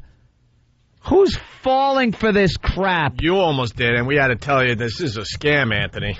Well, yeah. I wanted to be helpful. Hey, this is all well and good, but this guy, Rick from Long Island. Rick. Hey, what's up, guys? How's it going? This could be the phone call of the day, and you could get a prize if you do it right. Oh. This is the challenge I have for you today, Rick. What you're about to say, if you say it as is, no one's going to hear it. Al's going to dump out. Although the XMs... You have to be creative. I get that. Let's try to work with it. Although the XMers will hear it if you screw up. But, Rick, go ahead. Okay, now, first of all, you guys are talking about women having... reaching their peaks. Yes. That's good. Right there is good. Reaching their peaks. Without any physical involvement. Right. Okay. And as far as a mental situation, okay. Now, this happened with me and my girlfriend. Okay. And to boot, she... let's say, you know when you have a squirt gun, and but you have a squirt gun, and the squirt gun can go. Well, there's that situation as well. Okay. So when she does reach her peak, there's a squirt gun involved. Anyway, that's how I know it was pretty amazing. B-Rock, make sure all this is going through. I got a prize for the guy if he does this successfully. I'm gonna maybe. I'm You a might little be out already? I'm a little leery that he's still in. I'm a little leery that he's still in. All right, let's go, Rick. Okay, so you're with me so far with that. Now, I like the type of stimulation that, let's say, two men like sometimes. Okay, fair, good. All right, so far one dump. They didn't like your analogy. That's your analogy wasn't going to work. All right. Well, can you say this? Like after you have a certain, let's just say you have a good time together, your bed looks like a tsunami hit it. That can mean anything. Yeah, I like that. You're watching a movie and you reach for your beverage and all of a sudden it's spilled all over the place and your bed is soaked because you spilled. We have no idea what happened, right? Actually, your wife spilled all over the bed. She reached over for something and her cup fell over. All right. Hey, Rick, why don't you just leave it to the professionals here? What Rick wants to tell everyone today is that his girlfriend was doing him with a strap on and she orgasmed. And it was the type of thing. I don't think that's gonna work. What happened? No? No. Rick. Yeah. Yeah, we're having a tough time with your phone call, unfortunately. I still think he should deserve a prize, though. He's not an FCC expert. He did okay. Well, basically, yeah, but we need to... Anthony, you're very good. What's the deal? Make it as vague as... All right. Rick and his girlfriend were being amorous with each other. Mm-hmm. She was using something that almost looks like a parachute harness. Without the parachute or the pesky shoulder straps, just the one part. And instead of a ripcord, there's something else hanging from it. Yeah. And she apparently and Rick enjoy this type of action, where she gets to see if Rick has a bald spot. If what's good for the goose is good for the gander. Right. And she... And this guy gets her so worked up that she winds up having a perfect time. Yeah. Which is with no involvement from herself or him. No, just the plain fact that she's doing this. Yeah. And helping out her boyfriend Rick. Yes. That she just... Yeah. And she winds up spilling her drink all over the place. That's right. There you go. Who knew she was drinking sardine oil? Hey, Rick, you like Bob Saget? He's all right. Holy crap, have you ever seen him do stand-up? Never. Are you a fan of stand-up? Yes. I'm going to do you the biggest favor today. You're going to be really surprised. He was on the O&A Traveling Virus comedy tour last year. He's going to be on it this year. We're going to announce all the dates when we do the Vegas show April 14th at the Hard Rock Hotel and Casino. Tickets still available, by the way, Jimmy, through Ticketmaster.com. All the info's up on our website, but we got like 9 comedians. We're flying out to Vegas, doing the show on the 14th, having a press conference, and we're going to announce all the other dates. But don't pay attention to all that because I don't want to confuse you. We're going to send you to see Bob Saget. Excellent. At North Fork Theater, Friday, April 20th, okay? Awesome. I'm telling you, and then you're going to call me or call us on that Monday and thank us because I'm telling you, his stand-up is unbelievable. You're going to be very, very surprised how dirty this guy really is. Yeah, I've heard good things. I've just never seen, but that's awesome. That's great, guys. Thanks. All right, hold on the line. We're going to get your info and send out the tickets to you, okay? Okay, cool. Thanks. All right. There goes Rick. Did we get the story out there? Yes. That's pretty... I think that would... That gets you going a little bit, that she gets so into that Yes. she's, what. She's just in a froth, like she can't believe she's doing what she's doing. See, the thing is, like, I told you one time when I was in Vegas, there's a domination show I used to see, Nurse Pig. And that was the name she would use. Her name was Nurse Pig? Yeah, she would come out of the bathroom in a nurse's outfit. And I believe that she really didn't have a medical license. I questioned her. I wanted her to dress like a male nurse and smother me. Did I ever use that joke? It's one of my favorites. She was 300 pounds. Her name was Edward. She had a beard. And she made me pretend I was 80. And then the angel of death put me out of my mercy. Put me out of my mercy. Out of your mercy.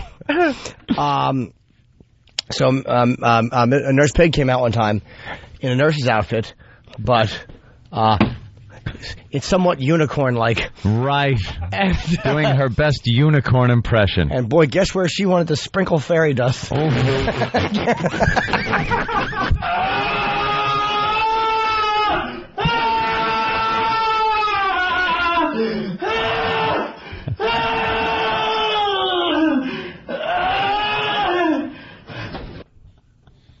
Sometimes I'm a bad boy, yeah. What happened to that guy? Where's that guy?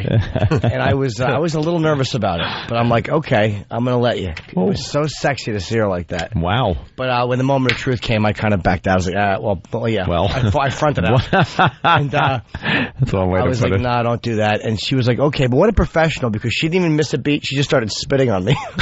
It's a true story. Unbelievable. Yeah. I can't wait for the book. One in Rome. Jimmy's going to have a great book out soon. Yeah. Details to come. And one of the listeners, I think, gave me the title. Can you say it? Oh, yeah, I'm going to use Sorry the Pages Are Stuck Together.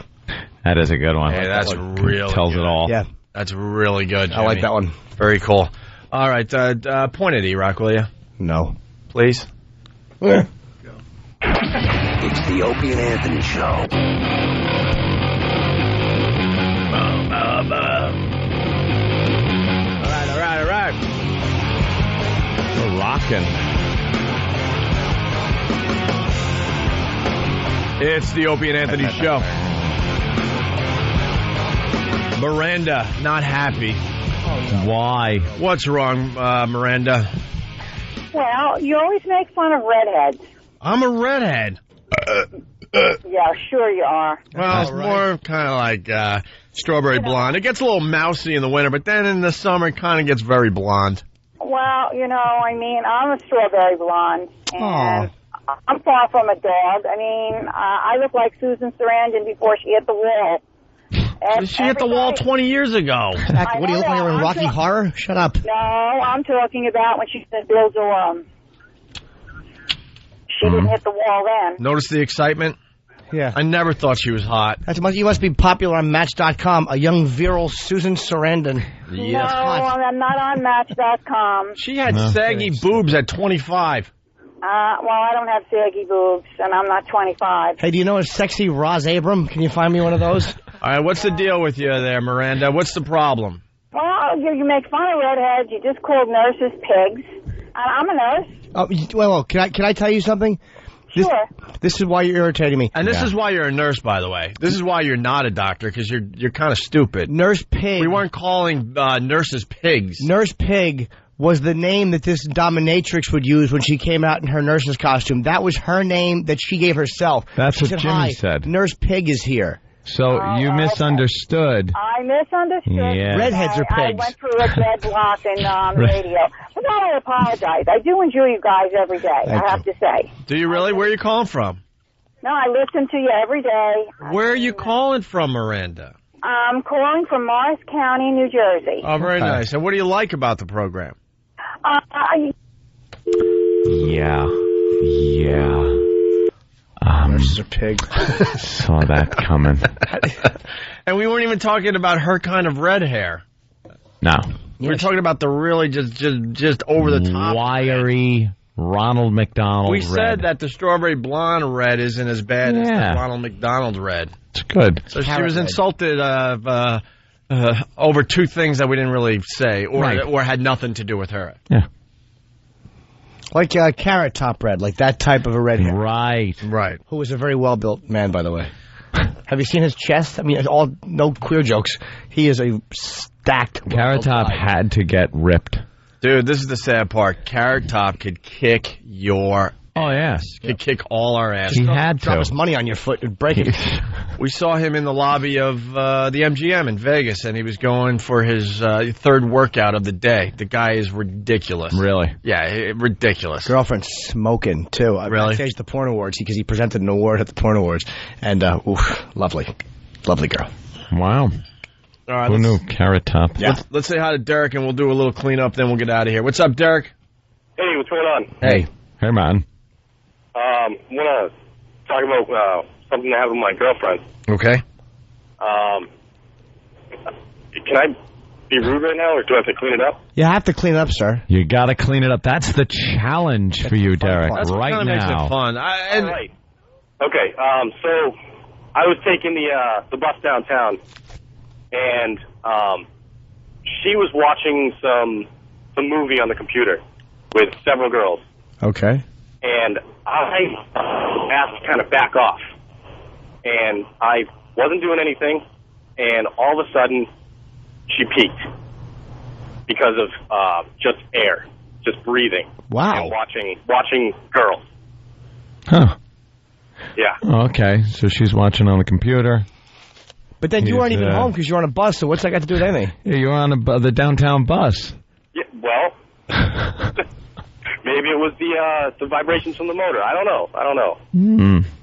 So there you go. All right. It's possible. All right, thank you. Bye, sweetie. Later. Let's go to John from Jersey. John? Hello? Yeah, go ahead, John. Hi, John.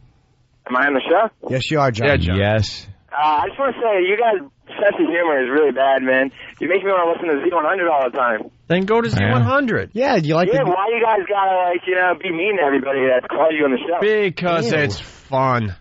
Why, you want a nice... You guys can be a little nicer. I think you get more ratings. You want a nice show, John? Is that what you like? Nice people? Well, you know what? Maybe he's right. How old a guy are you, John?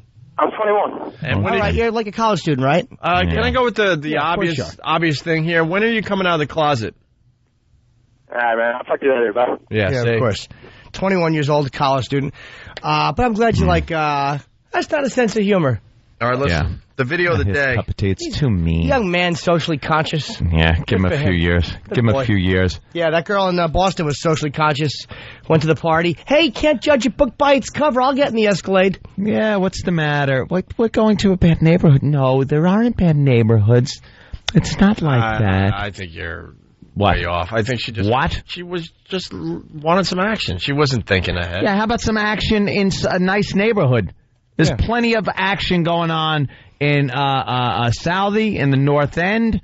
There's plenty of places to go and maybe relate with people that won't take you where a stray bullet's going to shoot you in the head. Her ideological ignorance is what got her shot. Exactly. She didn't deserve to be shot, of course, but that's what it was. I think she was just drunk and wasn't thinking. You know I damn don't think well. her liberalism I came into play at all. A young college I student think like that. absolutely her liberalism came into Gangbangers? Are play. you kidding me? Absolutely. Hopping in a Escalade with gangbangers, yeah, in a gang infested neighborhoods going around. Well, now stop. You don't think for a second, even no matter how stupid you are with thinking nothing's going to happen to you, that there isn't this primal thing in your mind that she didn't think like, maybe I'm not where I should be. Yeah. But then the guilty part of her comes out and goes, oh, stop thinking like that. What's going to happen?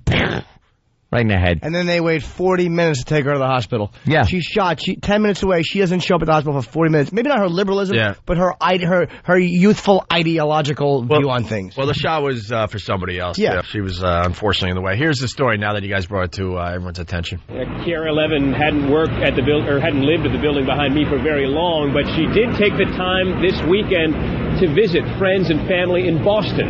Sadly, what was supposed to be a celebratory weekend has now turned into an intense police search for witnesses to a crossfire killing. It's not snitching. It's trying to help solve a crime. Oh, boy. Not snitching. There's our old pal. Snitching. It's not snitching. He's trying to talk like a street person, but to get something to galvanize the youth into tattling. What a babbling ass. It's not snitching. That's the word you want your mayor to use. Snitching. You're a snitch. Witnesses to a crossfire killing. It's not snitching. It's trying to help solve a crime of an innocent woman. Even Boston's innocent woman over the stray bullet murder that claimed Kiara Levin's young life. Saturday, the 22-year-old University of Michigan grad was in Boston for a relative's birthday party, followed by some bar hopping. By 3 a.m., Levin ended up outside an after-hours party where gunfire broke out. Boston police now believe the key to finding Levin's killer may lie with a suspected gang member who checked into the same emergency room where Levin was pronounced dead. He was also suffering from a bullet wound. Well, there you go. They believe, gang member. She spoke 4 languages. She's obviously a brilliant girl, university graduate. Why are you at a party where you're leaving with gang members where there's a shooting involved? Because she can change the world. This is going to be great. I'm going to know something about how these people live, and I'm going to...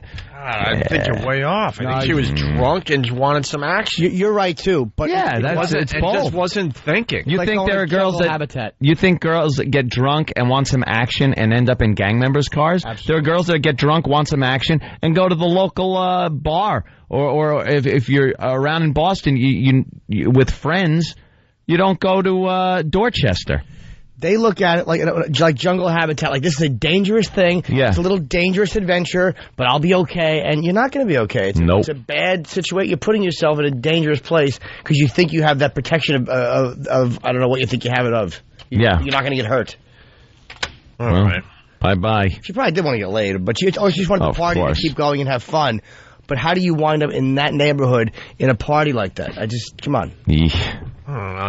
You get drunk at the bar and you want to continue, especially in Boston because the stupid bars close so early. Because now Mayor Menino wants to shut down after-hour parties. Well, raise the time that the bars can stay open. And close the bars at 4. And you'll get rid of a lot of these after-hour parties. That's the whole thing when you live up there is to go somewhere else. People want to hang out later than 1 o'clock in the morning, you dope. And part of it is that when you're in college, she probably went to a few frat parties and stuff that was thrown by black fraternities or whatever. She's like, this is how people get along everywhere. No, it's not. No. Yeah. It's not the way people interact everywhere. All right, more to the story to come. We want to end on a happy note today. Video of the day. We love seeing what the video of the day is. Today, I think it's the fence plowing thing. Fence plowing. Who knew this was going on? Yeah. Gotta love the kids. Back in the day, it was just smashing mailboxes before video cameras. Driving through people's backyards. M80s in mailboxes. Knocking down mailboxes. Maybe take a little toilet paper to someone's front yard.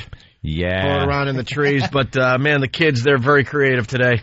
And the new rage, I guess, or they're trying to say it's the new rage. I haven't been able to throw this in a search engine yet to see how many videos are out there. But they're talking about fence plowing.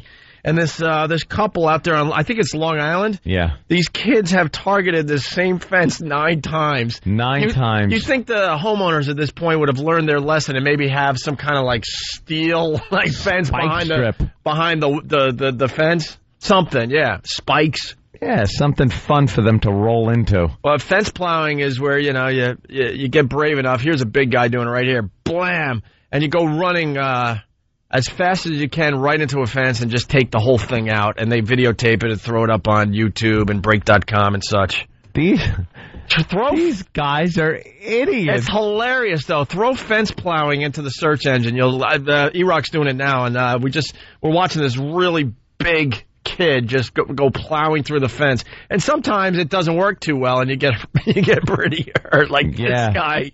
That one, the slats broke, but the main little beam across the fence section didn't break. Yeah, and look at this big guy. Chugga, boom, right through it. White people are just... Black kids, no wonder they hate us. This is definitely stupid white kid prank. Just crime, white people running through a fence. Yeah, what are you going to do? And it started with just some drunk kid going, I bet I run right through that fence. Yeah. Oh, go ahead. Hey, that's funny. Let's do it again. Because let's videotape it. You know why? Because kids are just bored. You get bored? Yeah. Jeez. You get bored that you got to do something crazy. Fence plowing is moronic. I think we could squeeze this in really fast. So here's the story. Teens call it an extreme sport, but it's destroying private property. Fence plowing has reared its ugly head again, this time in Westbury, Long Island. Thousands by right through the fence. Just watch and listen as Charles Castorina describes the neighborhood kids destroying his fence. He's been hit 9 times. It's costing him time and money. It takes about half a day to just put up one panel. You know, it's not. It looks easy, but it's not. I would say between $2,000 and $3,000 to replace it. How great is that? Is it gold-plated? It's a fence section. Yeah, they're just stupid. They keep putting up another weak fence that these kids could just plow through. Yeah. That's true. They got to put like spikes or metal something. slats, so the kid paralyzes himself. Yeah, something, and then sues. Yeah, a kiddie pool filled with acid on the other side. There are so many fun things. Go watch a Roadrunner cartoon. You'll get some ideas for Here it is. What should be on the other side of the fence. You dangle those triple hook fish hooks by fishing lines from the top of the fence down, and then when they bash through it, they just get hooked with the fish hooks. Why wouldn't you do that? And then videotape it, like sit out, videotape it, and then as he's hung up in the hooks, you go up to him and just go, as you videotape him. Yeah. Oh, would that be a laugh? We're running out of show. We got 45 seconds left. They explain the whole fence plowing phenomenon here. The concept is simple. Run at a fence at full speed and pull your body through. It's cost many sleepless nights for his fiancée. I was just going to bed, and it was like 12:15, and I heard, "Grr." I said, "Oh, that's the fence," and I got up, and sure enough, that's the fence, because you recognize the sound by now.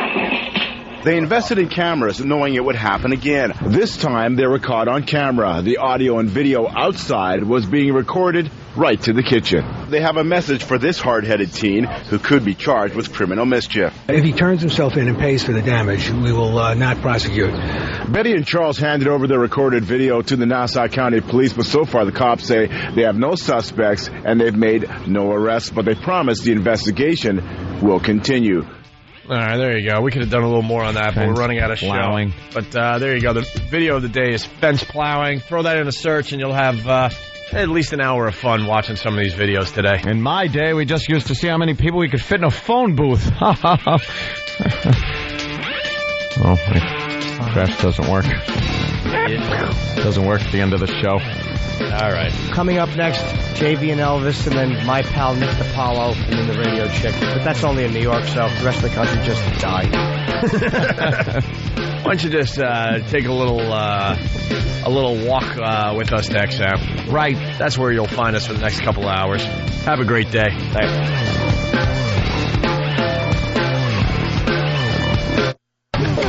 It's the Opie and Anthony Show.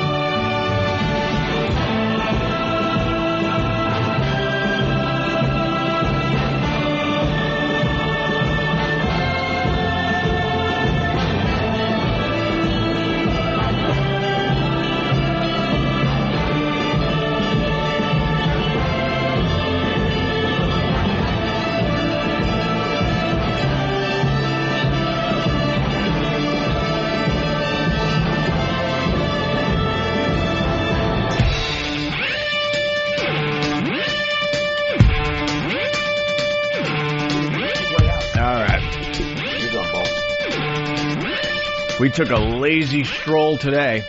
Beautiful out there. Oh, finally. It's going to be 75 today, they're saying? They changed it. 75 degrees. Changed it to what? What's that? Jimmy's such a liar. He's just a liar. I love that Jimmy's a liar. No, they did change it. They said it's going to be something. Did they? It's going to be something, all right. I was talking to the guy. People are saying. I heard people talking. Yeah, 75. All right, so fence plowing. There you go. That's what the kids are doing today. Is that what we were yapping about? Yeah, that's how we ended the other show, which is the same show for you people. I was listening to the best of. There we go. Coat's off. I was listening to the best of when we were waiting to start the show. Me and Dan were laughing. It was the dolphin retard bit. Oh, that's a great bit. Where they use the dolphins to kind of help educate the retarded people, and all me and you were doing is just making horrible retard dolphin jokes. Oh, we were awful. I don't remember that one. It was hysterical. You know, the 11 a.m. hour is becoming really good, too, because it's all that old stuff from NEW days. What are we playing today? Do we know? That, too. We should start promoting it, because it's really, really good. I listened to some of that when I'm driving home, and I'm like, oh, my God, I don't fucking remember doing this. I'm sitting there sometimes going, I wonder what's going to happen next. And we did the bit. Yeah. But these things haven't been heard in 4 or 5 years, some of them. And then you're amazed that they were ever on regular radio. Oh, absolutely. God, what we were saying, just calling people twats. All right, let's stuck my junk in her ass. Like, shit like that was said. All right, let's get right back into it. Let's talk about girls licking guys' assholes. All right, Jay in Wisconsin. Is that what we were talking about? No beating around the bush over here. What's up, Jay? Yeah, I had a life-changing experience last night. You had your ass eaten? Yeah, the old lady was kind of eating my ass last night, and she kind of got a piece stuck between her teeth, and she doesn't really have a gap in her teeth. So I was bleeding pretty profusely, and it's not exactly something you go to the doctor with. Wait. My brother's an EM. Whoa. We got a yield sign here. Slow down. What's up? What got stuck between her teeth that made you bleed? I have no idea. I don't see it. Wait, you were bleeding, but she had something stuck between her teeth. Yeah. Did she rip a hair out? No, it was like the chunk of skin around the old cornhole, I think. Like a hemorrhoid or some type of anal fold? Like a fold, I guess. Like you know how you got a pucker? Like your asshole's a pucker? So one of those little wrinkles got stuck in her teeth and made you bleed from your ass. Wow. Yeah. Or she probably had like one of those sharp teeth or like a little jutting thing out of her teeth or whatever and just ripped your asshole skin. Oh, and it was brutal. And like it's the skin of a grape. You go to the doctor Christ. Who's your wife, Steve Buscemi? Why would you go to the doctor for that? It couldn't have been bleeding that bad. Oh, it was bleeding pretty brutal. You would not believe how much blood is back there, man. And what did you say to the doctor? Because that's like coming in with the old trophy up your ass and saying, well, I was changing a light bulb. No, I didn't. I wasn't brave enough to do that. My brother's an EMT, and I called him, and, I'm, really, really nervous about trying to explain how this happened, so I kind of told him that I caught a nail climbing over the cattle pens. And he didn't really buy that too much. But after I finally kind of fessed up to exactly what happened, the whole time he was sitting there going, how do you get her to do that? How do you get her to do that? What do you think she's telling people as to why she's on her third bottle of hydrogen peroxide? I have no idea, man, but it was definitely life-changing. Hey, someone wants to go back to, it's Coke Logic. He wants to go back to yesterday's show. He's wondering if she had a shard from an anti-rape device in her teeth. Hey, where did the guy go? He was done. He was done. He said, I'm done with you. He was done. Redding from Whackbag. I think XM would have dumped out of that description. Well, it would be CBS, and that's not the one I want to read, but it updated. You dope. It updated just as I was going to the other. Where the hell was it now? It's something to do with Jimmy. Dog shit sniffer. From Woodside. Of course. Hey, Jimmy, did your chick end up in your dumpster last night? No. I know, but we were kind of talking around it this morning. Right. We couldn't ask too many questions. So did you tell her you were going for the hep test? No. No, why I may have to lie. Oh, yeah, just in case it... Yeah, no, I think I'm okay. 'Cause I'm almost positive I was tested in the last year or so, or 2 years, but sometimes I get the results over the phone, and I didn't get paperwork. So, yeah, I'm pretty sure I'm okay. Where else can you get hep? Here's what you get. They said B is more sexual. Yeah. C is more needle, which is what Tommy Lee and Pam had because he pricked her finger. They did some blood thing. Great. And A is from fecal matter. Yuck. Oh, so. God, I hope you have A. Oh, I don't. Fuck that, man. That could be A. That could be Well, I'm just thinking for the fun. What's the worst one? B or C. B? A is the treatable one, really. Oh, is it? B and C are much more deadlier because they can fuck your liver up and stuff. But that's why he was asking me, did you have any hard... Jimmy? Yes. Hard cock? You misread me. What? I was just hoping you had A. Oh, for the story? Yeah. No. I don't want anything to happen. Oh, I know, dude. To old Jimmy Norton. But it'd be pretty funny that you got to admit that you got hep A. Oh, that'd be awful. Which is from fecal matter. Well, that's. Well, do you understand? That's why she's worried. Like, I mean, and I don't know why. I think my feelings were hurt. Like, I don't know what was wrong with me. Like, why was I annoyed at her? I don't know. Because she didn't do anything wrong. She's healthy. Yeah. Mm-hmm. Hey, really fast, then we can continue with this. I don't want the instant feedback to update before we get these gems in. Axel from MySpace. Did this guy get rimmed by Jewel? Vinny, he got his ass eaten by a snaggletooth. And then someone else is suggesting that she might have bit down on an old hemorrhoid. And the thing bursted. Wow, she just gets like a pregnant leech. Oh, fuck. Or a tick. An engorged tick. I want to thank Jimmy for the subject at hand because we have another guy that got his ass eaten last night. Matt in Indiana. Matt?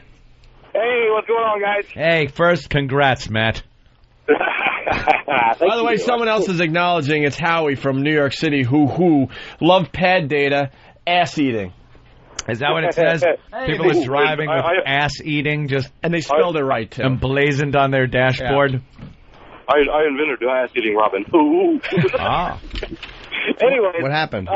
Little Norton will like this one. My wife surprised me one night on my birthday. I came home, and one thing led to another, and two of her friends walked out of the closet, and as my wife was eating my ass, the other one started sucking my balls, and the third one was sucking my dick all at once. I don't believe it. I don't believe it. I don't either. 3 lucky girls in one area? God's honest truth. And all I could think of at the time was, oh, God, Norton's going to be proud of this one. Here's the thing. Is your name Guy Compton? Yeah. Oh, man. Wasn't that? I don't know. I just thought I had to share that with you guys. I don't know. Yeah. Then what happened? They all yelled, I guess, and said, good to the last drop. What an ass. All right, I'll give him that one. I used to date a girl. I got spoiled. I was dating a girl who she was a really submissive, sexy girl. She liked her hair pulled. And I liked to put her on her back. And she was into ass eating. And fucking, there's nothing better than you straddle a girl's face. And I mean literally... to grab her hair and put on her back. I'm getting a rod. Jesus. And put your ass on her mouth. And again, I'm clean. You got to be hygienic. Hygiene's very important. As much as we joke about shit in the mouth, and sure, it's fun at a party. But I mean, when it really comes to having my fucking asshole swabbed, cleanliness is next to godliness. Yeah. Continue as I eat. And as long as I don't have mushrooms. So I would. I got mushroom. Look. You got a shroom in there? Oh God! Enjoy it. Have some pennies for a chaser. But this girl, she was really sexy. I'd put her on her back and then put my ass on her mouth and fucking just smother her, and she loved it. And then she would do the same to me. See, like I said before, I can't. You're saying hygiene and everything, and that's fine and well. I don't care how well I clean out a toilet bowl. I'm not going to stick my face in it. Oh, dude. It's as far as that goes. It rules. No, I'm never, I'm always up for anything. But I wouldn't want to subject a girl to that type of thing. Well, my ass is not hairy. and it's clean. I mean, you're an Italian. You might have like a fucking, you might have a hairy, your ass looks like fucking the big ragu from Laverne and Shirley. the Shirley. big ragu. Every time you bend over, I hear rags to riches coming out of your jeans. Yeah. Hey. Laverne and Shirley. Shelley. Jay from Missouri on the instant feedback. Who knew that eating ass can give you hep? Jimmy's girl is out Googling dangers of eating ass. Yeah, well educated. Hep A, it can. And I learned that years ago from a gay guy, and he was a comedian, and told me, you can get hepatitis from eating ass. It was actually an offer. You could get it. You want it? Yeah, Mark from the Bronx. Picture your grandma naked, on her back, legs pinned behind her head, and little Jimmy's tongue up her ass. Ugh. No, her tongue up my ass. Yeah. I like to grab, you gotta grab the hair, and you gotta put it on her back by her hair. You have to guide her head and hold it. You hold it. You're sitting on a toilet bowl? Yeah, like you fucking straddle. Hold on, right? Like that. Mm-hmm. You hold the chin. There's her body and her pussy. Uh-huh. You fucking hold her jaw so she can't move, and you fucking just lower your ass on her mouth, and she'll lick your ass, and then you can lean down and pinch both her nipples. And the way you're squatting, it kind of opens up your ass. Yeah, but again, I'm clean, so I don't care. Wide open. Right on her mouth. She's licking my ass, and you pinch her nipples, and then you can lean over and do this to her pussy. You rub it, and then you go like this. You slap the pussy a little bit, just to straighten her out. Jimmy's up on the console demonstrating. It's fantastic. That was a knee hurter, that one. Console's hard. But after a sweaty day, don't open your ass like that, because it's going to reek. Be clean. Right. Who are we looking at? Will? Read Christine M. from Jersey while I swallow. Ooh. Oh, I don't have instant feedback here. Damn me. Hold on. Hope he's swallowing. Yeah. Hey, Carl. Hey, what's going on? Yo, Aunt, you said you don't eat her ass, or you don't let her eat your ass? No. I enjoy anything. Girls, nice clean girl, head to toe is fair game as far as I'm concerned. I was hoping that's what you meant. Thank you. I just don't. I don't want to subject a girl to that kind of thing. Was your ass clean, or does it stink? No, it's fine. It's probably amongst the cleanest 99% of the ass in this country, I would say. Hairy? You know something? Not excessively. No. Hey guys, but not little fucking third grader Jimmy Norton ass. Let me say it. Yeah, let's take the ass challenge. We will not be doing the ass challenge. Why not? Jimmy shows his all the time. Who cares? It's an ass. Because Jimmy has the ass of a young boy. Hold on. I'm just going to throw this out there. We got about 15 guys on the payroll. Who else wants to take the ass challenge? Taking the ass challenge. Something tells me that Travis's ass. I don't know why I suspect. Because he's fucking 10 and has a full beard that grows like... It grows like a biker's every day. I think he has ass hair that if he doesn't brush it aside, it's like shitting into a net. I think he has to actually pull his ass hair. I think he has to pull it out and drape it over the seat onto the floor like Crystal Gale hair.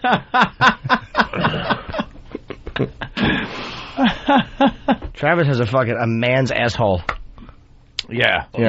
Yeah, he just gave the thumbs up. Danny, too. Before we lose Christine from Jersey, a guy asked me to lick his ass, but I pretended not to hear him. That's the problem. He asked. When I met my boyfriend, he loved doing it to me. Then I got into it and just asked him to clean before I lick his. I can lick his for hours. Girls just need to be up front and say, clean it first. You know what's a good way to do it, too? Like, so it's not as threatening for her. When you're 69ing, if you're on the bottom and you pull her on top, a lot of times when you're licking her pussy up to her ass, like her mouth, like if a girl starts licking my balls, I'll actually push her. Like, I'll fucking... Oh, wow. A little bit down. You are demanding. And she'll lick below my balls, but it's a safe area because they can kind of back out when they want to. They're like a deer. Like when a fucking deer is, say, grabbing some oats that you left in the driveway. Or whatever else you eat for deer, some pie. Fucking, here, eat this shit, Dick. Speaking of ass, I just got a communique from Mike from FMQB.com. Oh. Check out page 4 of the autopsy report. Yeah, we forgot to mention this morning as far as Anna Nicole Smith goes. Uh-oh, why? This was in the autopsy report. You might have heard by now. The anus is unremarkable. That is actually in the autopsy report for Anna Nicole Smith because they got to take a look at everything. They look at everything and talk about everything. And they have to describe everything. What about her vag? And yeah, that's what we want to know. Does it say anything about her vagina? What was in there? Well, who was in there? Well, Dr. Bumpyhead said the anus is unremarkable. Wow, you know what was in her pussy? They found semen and a signed Mickey Mantle baseball. Fucking whore. All right, and we don't want to lose... it's just like Marilyn Monroe. This is such a terrific topic. Let's go to Will the trucker. Will? Hey, boys. What's up, Will? Not much. I was just going to let y'all know, me and my wife, we got the kids' swimming pool in the backyard, rectangular shape. And at night, you know, during sunshine, we'll jump in the pool, and I'll munch on her while she's kind of straddling over the wall of the pool, and then she'll reciprocate. In your kids' pool? Well, it's everybody's swimming pool. Dude, I used to get fucking... Here's the thing. You'll be over the edge while she's licking your ass? Yeah, leaning over the wall, inside, leaning out. Fucking one of the sexiest things I ever had happen to me. I used to get massage from this girl, and she had like a mouthful of spit, man. She had a really she was sexy, man. She had good breath. She was sexy. Really, I like spit. It's like kissing. When you're kissing, that's all you're doing, man. That's gross. Don't suck boogers up. No. But just a regular mouthful of spit with no booger sucking. Right. That's crucial. Only saliva. You can drip it right in my mouth, man. If that's a kiss, you're swabbing spit. Yeah, it's different though. Once it hits the air, it becomes something else. It doesn't hit the air. You fucking hold whatever. But I would fucking this girl because she would lean in and spit in my mouth. And when she was massaging me, she went, "Oh, come on, get up, baby." And I'll get up. My ass was wide open, and she was fucking behind me. She was licking my ass, and she would open it and spit in my asshole. And then she would the thing she would do with your dick. Like, I'm on my hands and knees. Listen to me. I'm on my... You've told us. Hands and knees. My fucking face in the pillow. I know what you're about to describe. Do you? What? You told us once. Well, this girl... She pulls it backwards. Yeah. But she would fucking... Before she would pull it backwards, she would take her fingers, and my cock is dangly, and she would tickle she would just brush the head like little brushing moments like you would an egg. Like a Fabergé egg. Right. And then she would say fucking filthy things, like when she tugged my dick back, like she would say, like, call it a fuck stick and a meat pole. Oh, she fucking sexy, man. And she'd spit in your asshole. What is she supposed to do? That was a huge turn on? Dude, I can't tell you the loads I shot with this silly goose. There's not many things that bother me, but the spit thing is... In the asshole, though? Someone want to spit in your asshole? Ugh. Just spit in general. Really? Is that your thing? Okay. No, even the non-sexual just spitting is like, ugh. Oh, yeah. I don't suck up boogers and spit. That's nasty. You'd be surprised how many girls want their mouth spit in. Jimmy, can I get through this before you continue? It does look like coagulated saliva. Big loogie. That looks like the saliva that would collect in someone's cancer bag if they had their jaw removed. Awful me from Baton Rouge. Message from Elo. Ass eating is alive and well on XM 202. Elo's an ass eater. He has to be. That's why he has the ties to wipe his mouth when he's done. He fucking eats ass in every city in this country. There's no doubt in our minds that Elo's into some stuff. Oh, he's a fucking ass. He's into something. He puts that on his resume. All right. Kiddie Pool. Are we done with Kiddie Pool ass eating dude? Yeah. Kiddie Pool ass eating dude. You all right? Yeah. Right. We're done with him. All right, thank you, sir. Thank you. What's out? By the way, we haven't forgotten about Dice. I guess they're really beating up his MySpace page pretty nicely these days. Yeah. I say that because instant feedback just came in from the wrong kind, Frunkus, from Paul R. Nelson's Wisconsin. He writes, pest opportunity alert, Dice is going to be on the Tom Green video show. Wednesday night at 8 p.m. Pacific time. Online? I think they already taped that, by the way. Yeah, Dice is just setting the world on fire. He's doing internet TV shows at this point. Online, huh? It might be too late. It might have been taped already. Good luck. Coke Logic asks, Ope, how do you jerk off if you don't spit in your hand? Ew, I never spit in my hand. No, I don't need the lube for that. Fucking Rikers. You ever smell dried saliva? Ugh. It fucking stinks. You don't need anything. You're controlling your own movement. You could get it just right. Where, doing? you know what I mean? You're not grasping too hard or anything. You're just adjust tension, speed. I prefer lube. Gription. Fucking Eros. I think you'd always prefer a little lube, but in a pinch, you know. You spit? No, I would never spit. Wait. Did little Jimmy mess up? It's very rare when he does. Impossible. Matt the trucker, what's up? Hey, where's the little meatball? Right here, buddy. Let's see. Marilyn Monroe was married to Joe DiMaggio. Oh no! That was not a baseball error. That wasn't about Mickey Mantle. Mickey Mantle was a purposeful reference. I didn't mix him up with DiMaggio. I only said just like Marilyn Monroe and the way people look at her. That was a coincidental tie-in with baseball, not. Okay, my mistake. That's all right. Yes, and a big one. I was just saying that Marilyn Monroe was an actress. She serenaded Kennedy. She did all these things, and this was just a chick who fucking showed her twat in a magazine and fucked an old guy. Yeah. And had an undeserved television show. She was a train wreck, and that's why people liked her. She wasn't talented. All right, they're saying that Anna Nicole's vagina was wrinkled. Unremarkable and wrinkled. Normal and wrinkled. Chris in Albany, what's up? Hey, boys. Hey, Big Dick Daddy. What's up? Hey. Hey, got a surprise attack ass-eating story. I was having a threesome that me and a buddy hooked up online with this girl, and he's banging her, and she's blowing me. Oh. Sorry.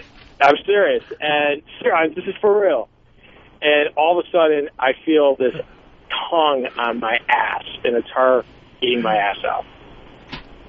I remember years ago, the girl who I actually fucked in the ass and got shit all over my dick and had to towel it off and throw the towel on the street. That same girl.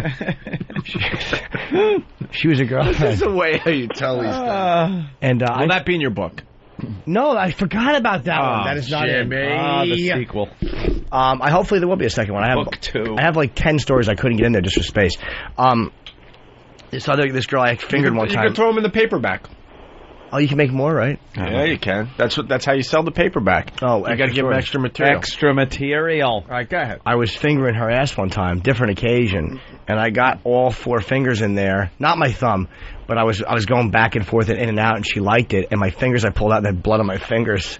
Holy shit! The nail must have scraped a little bit of that that grape skin in the asshole. Oh God! Enough about the grape skin. This could be the grossest show ever. That is what asshole skin is like. Fucking grape skin. That's so tender. Yeah, my fingers. I pulled them out. It looked like a blood orange. I was laughing during Chris's story because Elliot from Philly. It puts the lotion on its hand. It makes cumsies whenever it's told. Cumsies. Cumsies. All right. This guy has Hep C. He's been calling all morning. David. Good morning. Can I ask you a question, David? What's that? How many times were you hung up on this morning? And be honest. Truthfully, I got hung up on once, and then my phone went to shit, and the whole damn thing cut itself off, so I just called back. The answer is 3. So you have Hep C? Yes, sir, I do. How did you get it? That's just it. I don't know. They told me I had it for 20 years. Wow. I found out I had it a week before my 40th birthday of last year. Wait, did you, did it make you sick or what? No. Just everyday normal life, but I actually went to the doctor just to have a checkup, and when they took blood, they called me back a week before my birthday and told me I had hepatitis C. And then when I started doing the regular weekly doctor thing, the doc told me I could have had it a minimum of 15 years, a maximum of 20 years. And I'm taking 49 pills a week, and I'm giving myself a shot every Friday night. Of what? I can't pronounce the name of the pills, but the shot stuff is called Pegasus, and it's working. What it does is it just gets it down to where it's not even detectable. It's well, like apparently it wasn't detectable for 20 years, so what do you need medicine for? Maybe he didn't have blood work done for 20 years. I've had... Yeah, but I mean, well, if every... They say you can get it. The doctor told me 2 weeks ago when I went up there to get a shot to prevent me from getting A or B, that you can get hepatitis from eating oysters. Really? Yeah. Wait a minute. I'm sorry to interrupt you. You can get a shot for A and B? Yeah, to prevent you from getting it if you've got one.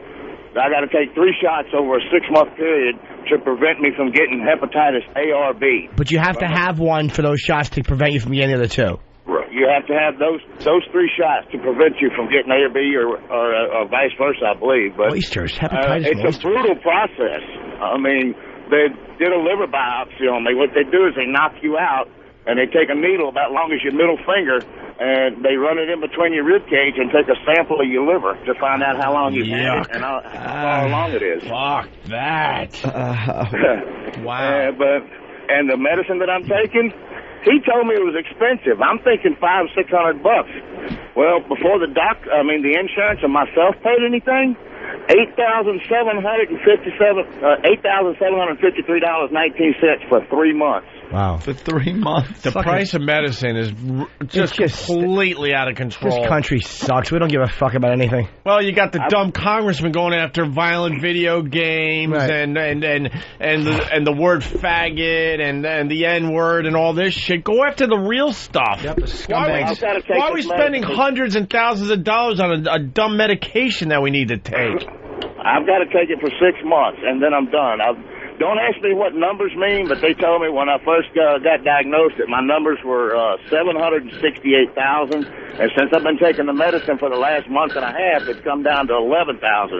But when you first start taking the medicine, dude, I was calling my wife at work to tell her to come home until it took over a month and a half for my body to adjust to this medicine. Yeah. My skin was so hot the very first time that I ever took it, my wife could set a penny on me, and the heat generating off my body would heat both sides of the penny. Holy shit. Yeah. I mean, she could even put her hand on me. And I had all the heaters off in the house. I had the door open, and my skin was still so hot, you couldn't even hardly, and she just couldn't even touch me. I don't get this, though. You said you didn't even know you had it for 20 years. Right. Why couldn't you just go through life without taking any medicine if for 20 years your life was fine, you didn't know you had it, it wasn't doing anything to you? Well, it had scarring on my liver, but what my advantage was is that I don't drink, I don't do drugs or nothing. They said that was the biggest advantage that I had. The hepatitis C, I believe it is. I don't know about A or B, but I know it can cause cirrhosis of the liver and other things, and it just tears your liver up. I mean, if you don't take the medicine, you'll be laying on a hospital bed waiting for a liver transplant. You know how long that can take. Wait, you can really get it from oysters? I eat a lot of oysters. That's why I'm asking. Oh boy! I was as shocked as you were. Dude, don't get Jimmy paranoid of something new, please. Well, no, man, I won't eat oysters. Let's get a doctor on the phone. I was sitting in that office, and he told me when he came in, when I took that get that A or B shot 2 weeks ago, he says you can get hepatitis from eating oysters. It's only if you eat the oysters, asshole, Jimmy. I just Dr. Steve just gave me a heart attack, my friend in Tennessee. I asked him hold on, buddy, hold on one second. Dr. Steve just sent me, because he's helped me out with this, he just sent me a thing, you can get the vaccine now, Jimmy. So I'm like, oh my God, that means I have something, and I can get it for the other 2. And then he goes, no, I'm just saying you can take the vaccine anytime. Yeah. So fuck me, I'll get the vaccine. I wonder if I might have even already had that and not know it. Mm-hmm. I might have gotten that vaccine. I asked him if you could get it from eating the raw oysters or the fried oysters. He says you can get it from both, but mostly from eating raw oysters. Okay. And I'm from Louisiana, so I mean, I ate a lot of oysters growing up, raw and fried. Holy shit, it's coming in way too many times. We gotta, acknowledge this. A lot of people are saying that you sound like the 9/11 guy. The 9/11 call from yesterday. She enticed me my entire life with Hep C. Yesterday I was in North Carolina at my house, so. She did. All right. Thank you, David. David. All right. Thank you, David. All right. Thanks. Bye. Let's say hi to Dave in New Rochelle. Dave, what's up? Dave? Hey there, Dave. What's up, Dave? I'm not from... Hey, I got to thank Ope for saving my relationship in December. How did I do that? It was a throwaway bit, I guess. You were talking about how your girlfriend needs a little skank in her. And my girlfriend and I were listening. And since we went on vacation, and next thing I know, I'm getting a little tickle down there with her tongue. And kept going from there, and now she loves it. I'm eating her as she's eating mine, and she said the other night, she said, someone told me I had a little skank into my life. I think girls need to be told that it's okay to just throw a little skank into the relationship. Relationship, yeah. You hear from so many guys, they're in these relationships, and it's like, they pencil in the sex, and it's one position, and it's like, all right. Because the women feel like if they were a little skanky, they'll be considered whores or something. You need you need just a little skank in your relationship. I'm in. Just to get a little freaky. Skank it up. Yeah. That's how you know you're in love. Like, after sex and stuff, my girlfriend and I will do something kind of, I won't even say dirty, really. It's just mostly regular fucking.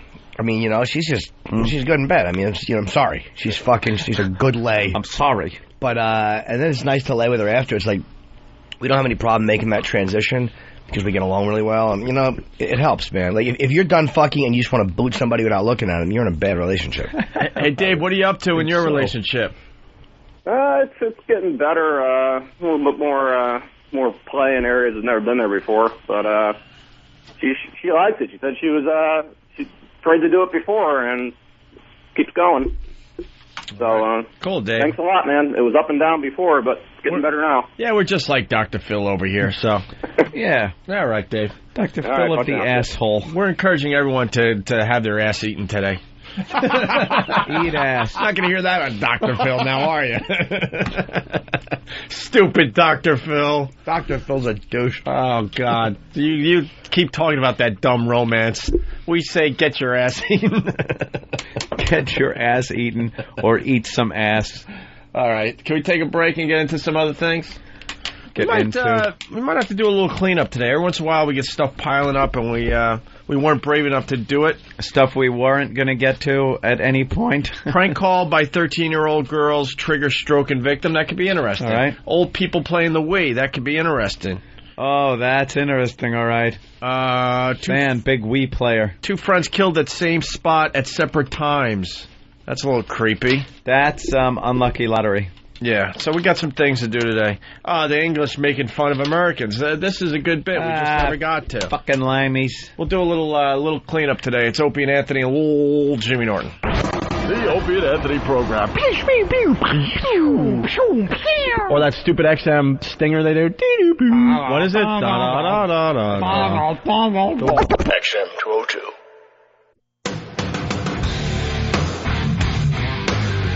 Hey, let's get right back into it. We have Liz in North Carolina. She's got a problem that she thinks we can help her with. Liz, what's up? Hi, I've been married to my husband for 6 years now, and we've got 3 kids, and I have a child that I had before I met him. Slut. And yeah, especially since I'll be 28 in October. Oh, 4 kids in there. 4 kids and you're 28. Yeah. Wow. What do you take baths in? Loads? I haven't figured out what causes it yet. Come. I'm trying to get pussy. him to be freaky. And Hold on. Why? Hold on. Dirty mouth just said that. Yeah. That had to be blatant. She didn't understand. Right. All right, Liz, what's up? No one told her. I'm trying to get him to be freaky, and I can't figure out how. What do you want? He'll buy toys, and he'll occasionally use them. He bought me a set of handcuffs. He's never used them. Mm-hmm. We've got silk ties, silk rope ties, satin ties. We can even buy nylon rope, and he still won't use any of it. Did you get freaky before the 4 kids? Yes. Yeah, you got to get rid of the lasagna belly, and then he probably would go back to finding you attractive. Oh, he does find me attractive. That's not the problem. Wait, lasagna belly. Do you think he sees you as a mommy now and not a fuck toy? Yeah. Is he a submissive?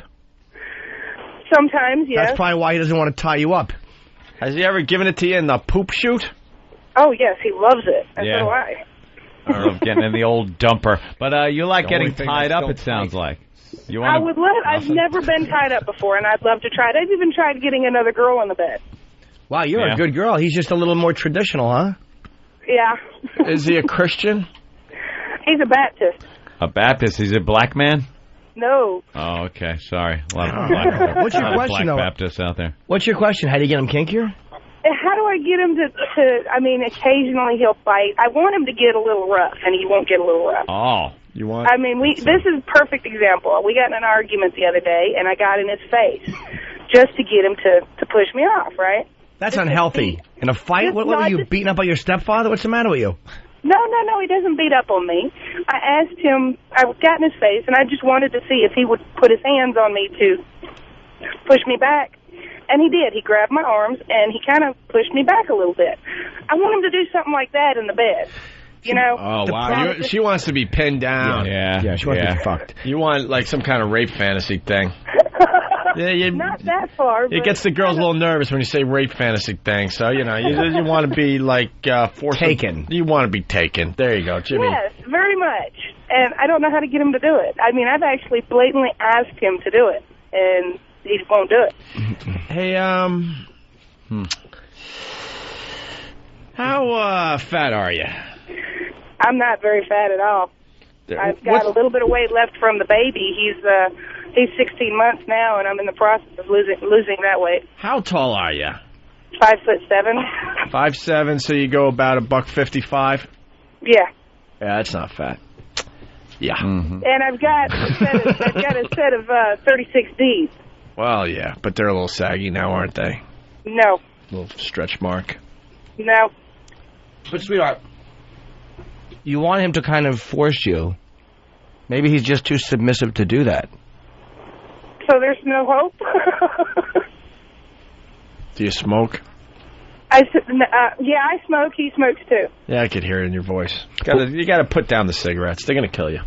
We're trying to quit. Both of us are. All right. What do you say to him to try to get him to be dominant, though?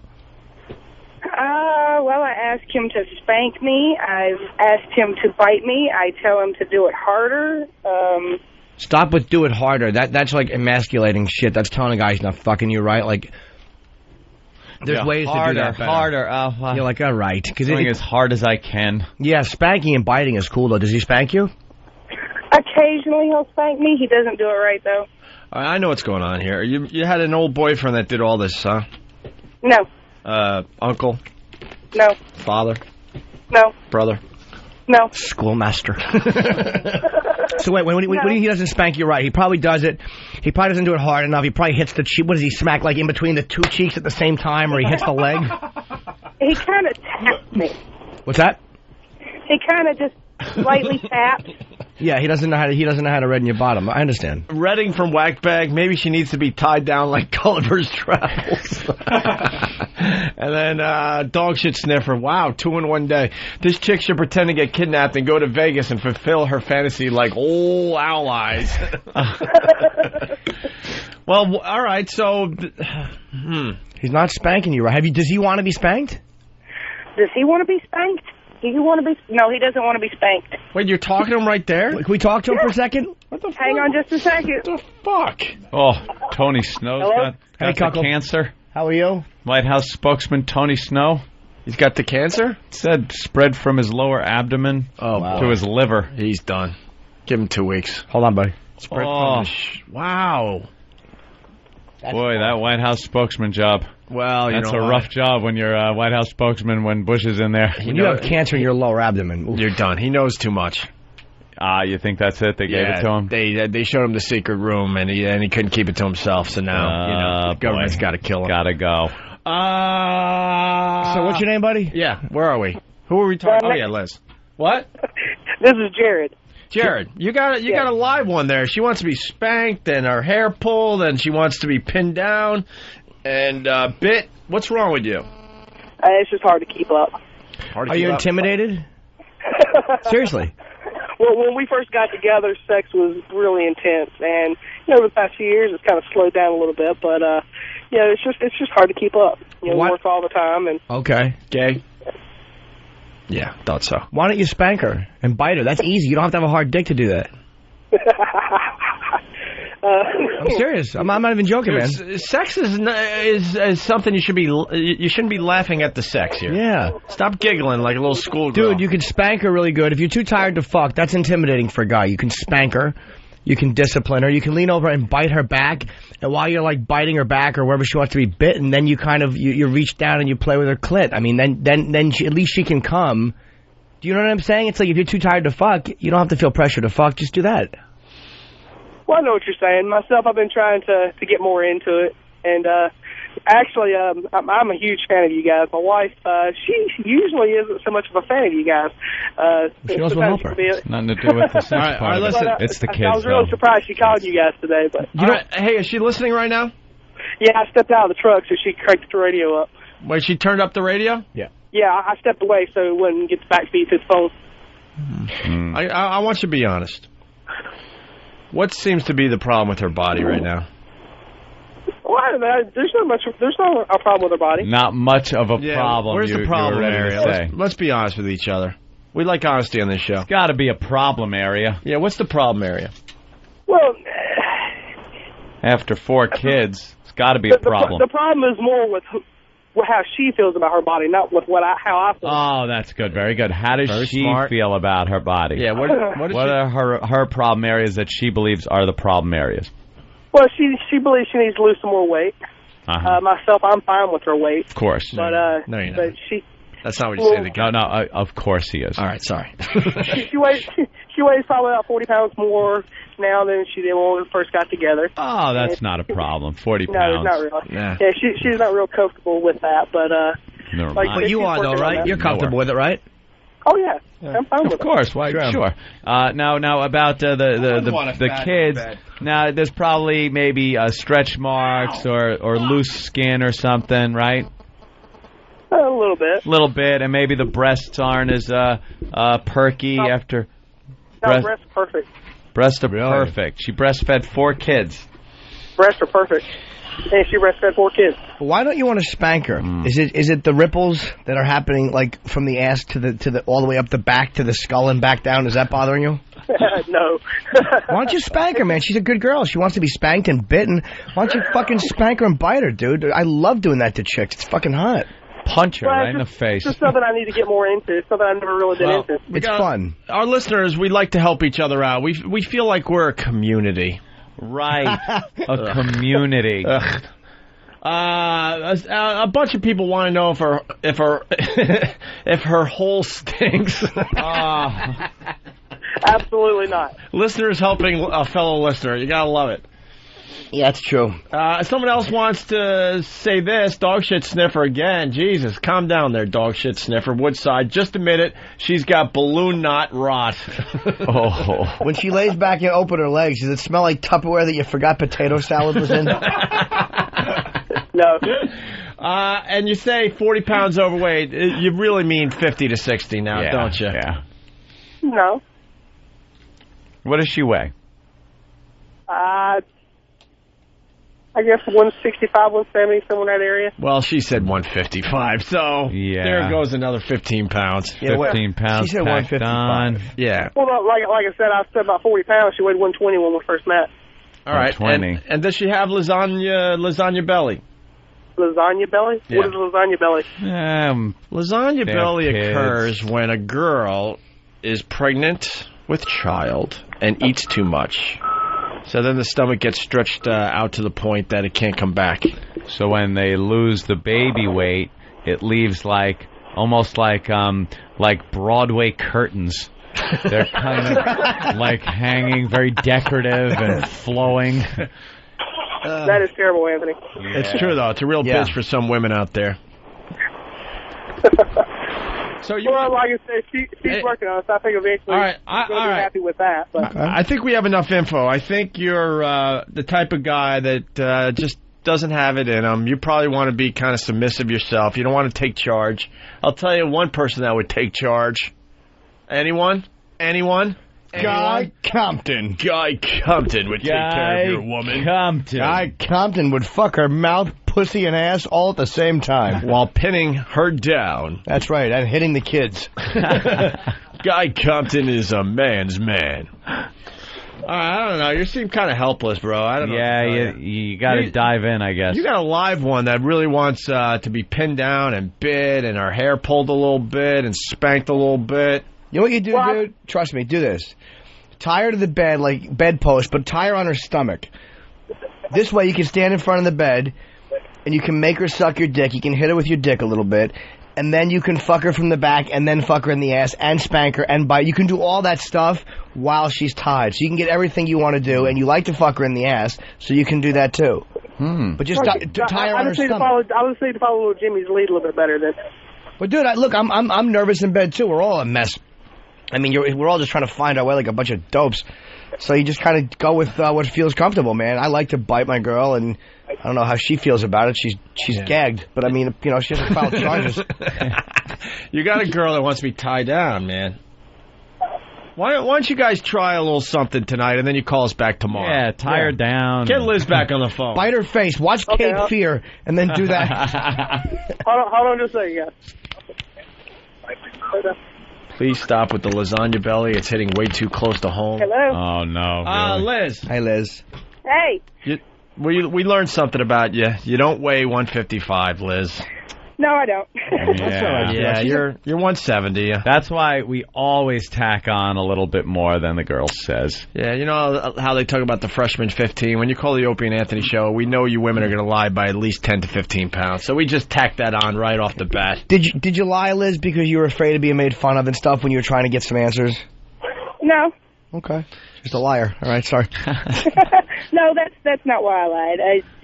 All right, so I don't like my weight. Okay. Yeah. So what are we going to do with you? I don't know.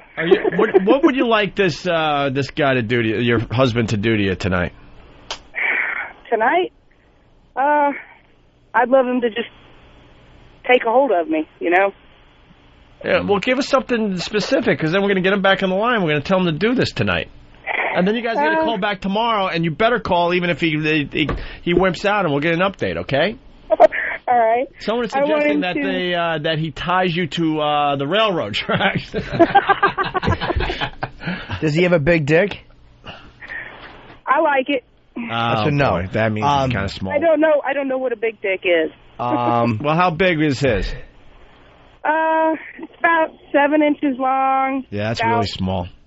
That's a small one. Maybe 3 inches round. Yeah, that's tiny. That's cool. Yeah. It's like a child's wand. They get a lot bigger than that. So do you talk dirty to him and stuff? Yes.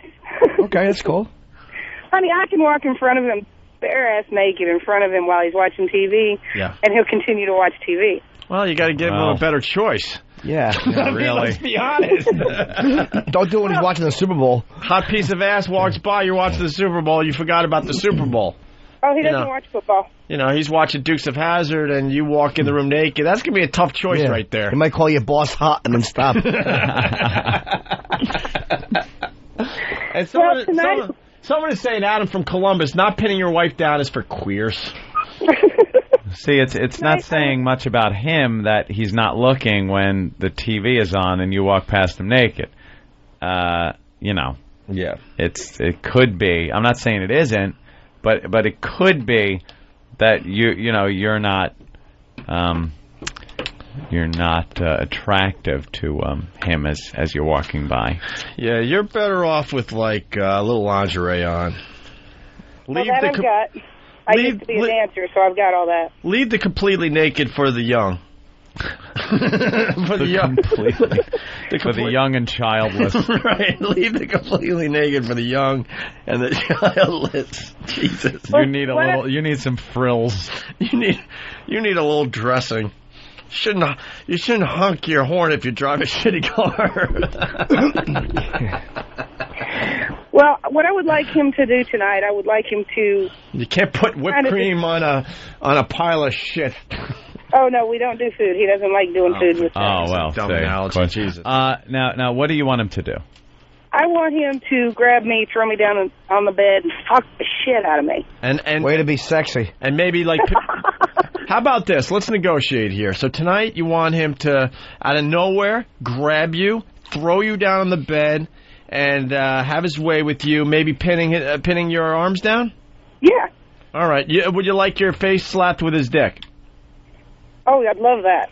All right, and what else? What about being called awful things? Yeah. Oh, I don't have a problem with that. Like we're having sex. Like a cunt, a slut, a whore. Yeah, what would you like? Things like that. Anything but cunt. I don't like cunt. Okay, a slut or a whore. Like, or you're sucking his dick, he said, yes, suck it, Rosie. All right, anything but cunt, right?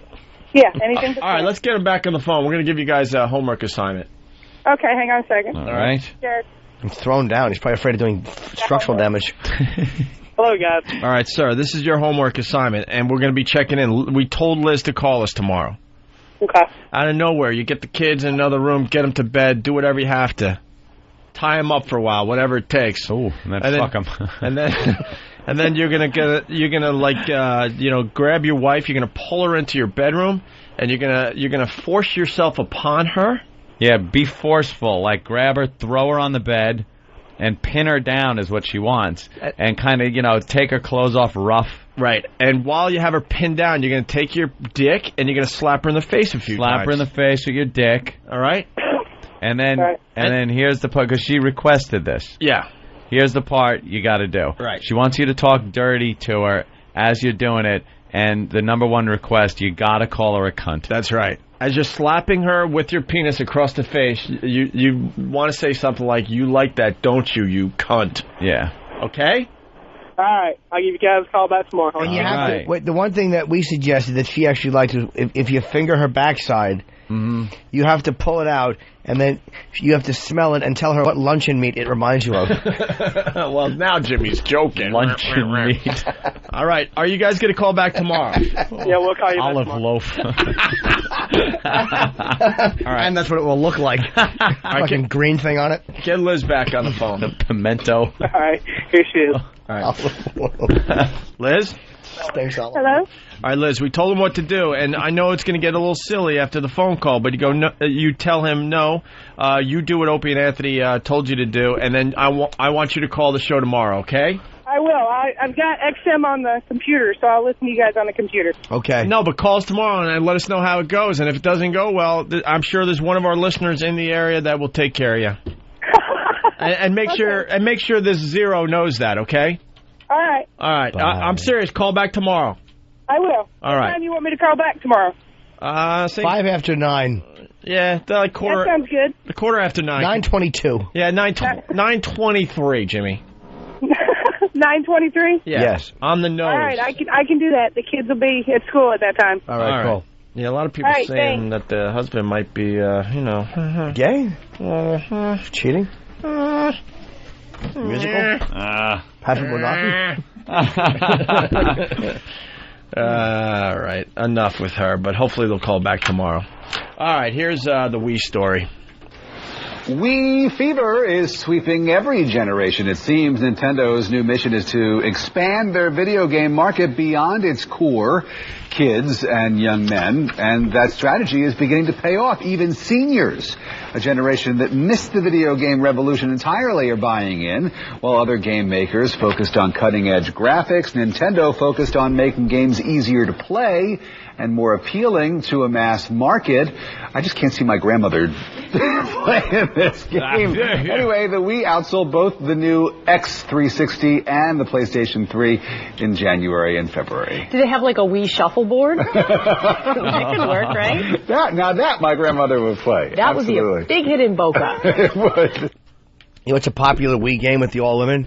Where you swing around. It's called Beat the Young Negro Off with Your Purse. I like the Wii because it's got the hand controllers, and the old people have a great game.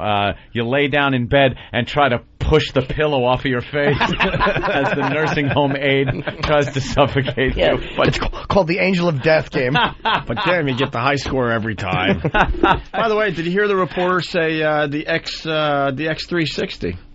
Yeah. Huh? He's trying to sound informed about video games. Yeah. That would be the Xbox.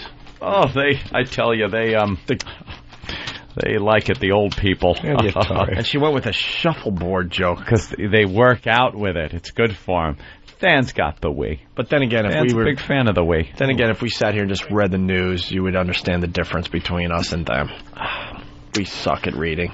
They suck at telling jokes. Dan, what do you play on the Wii? I know a lot of people like the tennis, the console gaming. The Wii to me always seems a little immature as far as console gaming goes. Understandable. Yeah. Well, I've been playing a snowboarding game. Snowboarding? And is the snowboarder on there some big, round-headed, wacky, anime-looking character?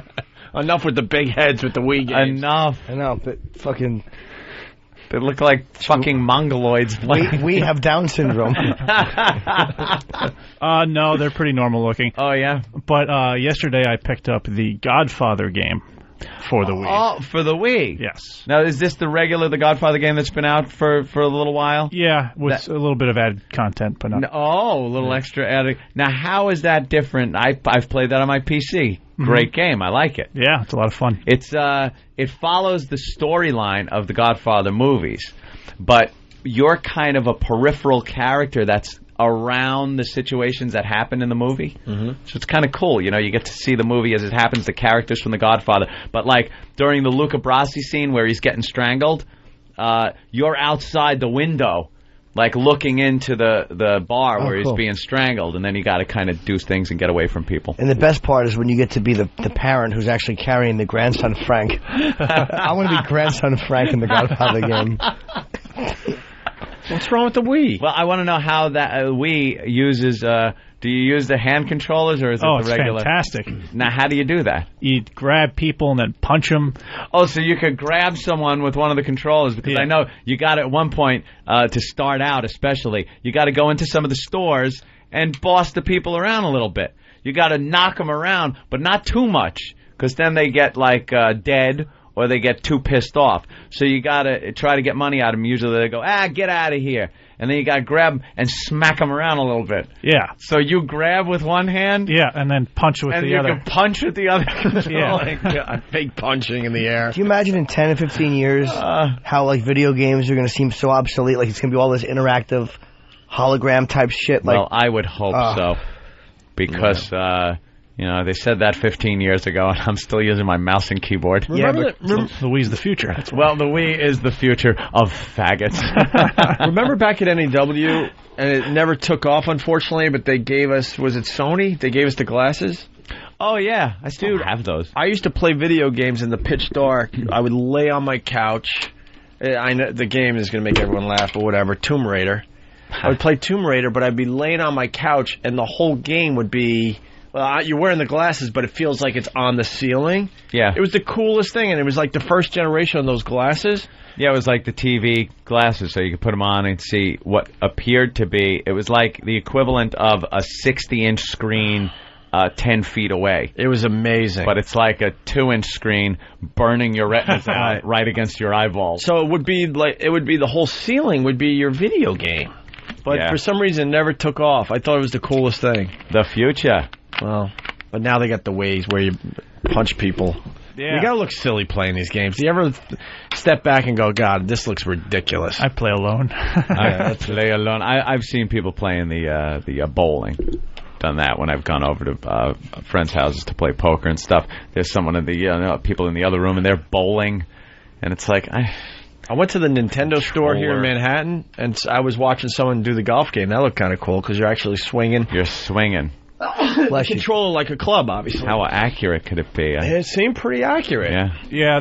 Well, the Nintendo main one is sort of accurate. It's for all ages, so it's pretty simplified. Of course it is. But the Tiger Woods one is apparently like you have to keep your wrist straight and stuff. Oh, really? Yeah. Yeah. So when you put the controller in your asshole, is that like... I have nothing for that. I was just commenting on how you put it up your ass. Here's what you just did. Yeah. Anthony just got so excited. You got so excited over the setup that I had nothing to finish it with. Forgot the punch. I drove off a bridge. He forgot his case. I don't see it, do you? Danny was just recommending in my ear that perhaps I could bring in my Wii one day and we could watch that would be hilarious. The fun of me playing. I would love to watch you play your Wii. Let's go to Rodney in Queens. Rodney. Hey guys, what's going on? Hey. What's up, Rodney? I played the Tiger Woods on the Wii, and it's pretty badass. He's right. If you do your wrist one way or another, you'll slice it or hook it. You'll put the ball out of play in a hurry. But it's a great game, man. You should try it. Oh yeah, I should, huh? Well, if you're mildly retarded, I guess you're right on that. I bet you if you tried it, Ant, you would like it. He'd like it. Yeah, he'd like it. You just don't want to do it in front of everyone. That's the problem. No, I'm not a console gamer. I get it. Especially when you got to whip your arms around and fucking kick and I don't know what else you're doing. I mean, yeah. I guess hitting the space bar is more manly than perhaps not quite. Gonna take that. Depressing the left mouse button is where the bad guys really do their thing. Not quite just hitting the space bar. There is a unlimited number of options with the computer gaming. You have your nice flowing aiming of your mouse. You have your keys for direction. You're moving sideways, and you don't have to use 8 different finger combinations to do one move. It's one button. That's it. Oh, I got to turn on my flashlight. Could I get a friend over here to help me with 8 more fingers so I could press the fucking console controller? You get used to it. All right. No, you don't. Let's go to with the Wii. There's so few buttons, you don't have to worry about. Of course, but buttons. Let's go to Scott in Iowa. Tense in here. Scott, easy boys. Hey, how going you at each other. Hey. I was just going to say, picture your grandma playing the Wii naked. Yeah. Thank you. Vinny in California. Vinny! Yo, what's up? Hey. I was going on vacation to go visit a buddy. We were going to go play golf for a week, and he broke his leg right before I got there. So he decided to get a Wii to keep us entertained. The thing is, it's not even accurate. We had a little ADD kid or whatever you call him, and the kid is literally running out of the house while he's bowling, and the ball's dropping and he's hitting strikes. The kid was amazing. He bowled like 250, and he never even pointed it at the screen. It's not accurate. Well, I mean, you don't have to completely mimic the movements necessarily. You can get away with much smaller movements. I think that might be a fluke. I'm telling you, you really got to try it. Don't even point at the screen. Start your bowling and just run out of the house. And he'll drop the ball, and it'll be right on the money. How about this? Picture your grandmother. Picture your grandmother jerking you off with her liver spot hands and that grandma smell, and when you come, it bubbles over into her hand. Then picture looking at her hand as she takes your load and wipes it across your own mouth and scolds you. Oh, my God. And the charm bracelet jingle under your chin as your own fucking bleachy load is wiped on your mouth. Hey, all right, hold on. Let's say hi to T-Bone. T-Bone, what's up? T-Bone! T-Bone. Hey, man. T-Bone. What's up? All right, we lost him. Enough about the Wii. I know we could go all day talking about the Wii. Hot topic. The Wii, video gaming. All right. Certainly is. You want to take a break or you want to continue? I say break. Always a break. This local tavern appears to be quite festive. It's a friendly bunch in here. Seems to be mustache night. Perhaps I'll belly up to the old bar and request a libation. Ramon, fetch me a bikini teeny and then push in my stool.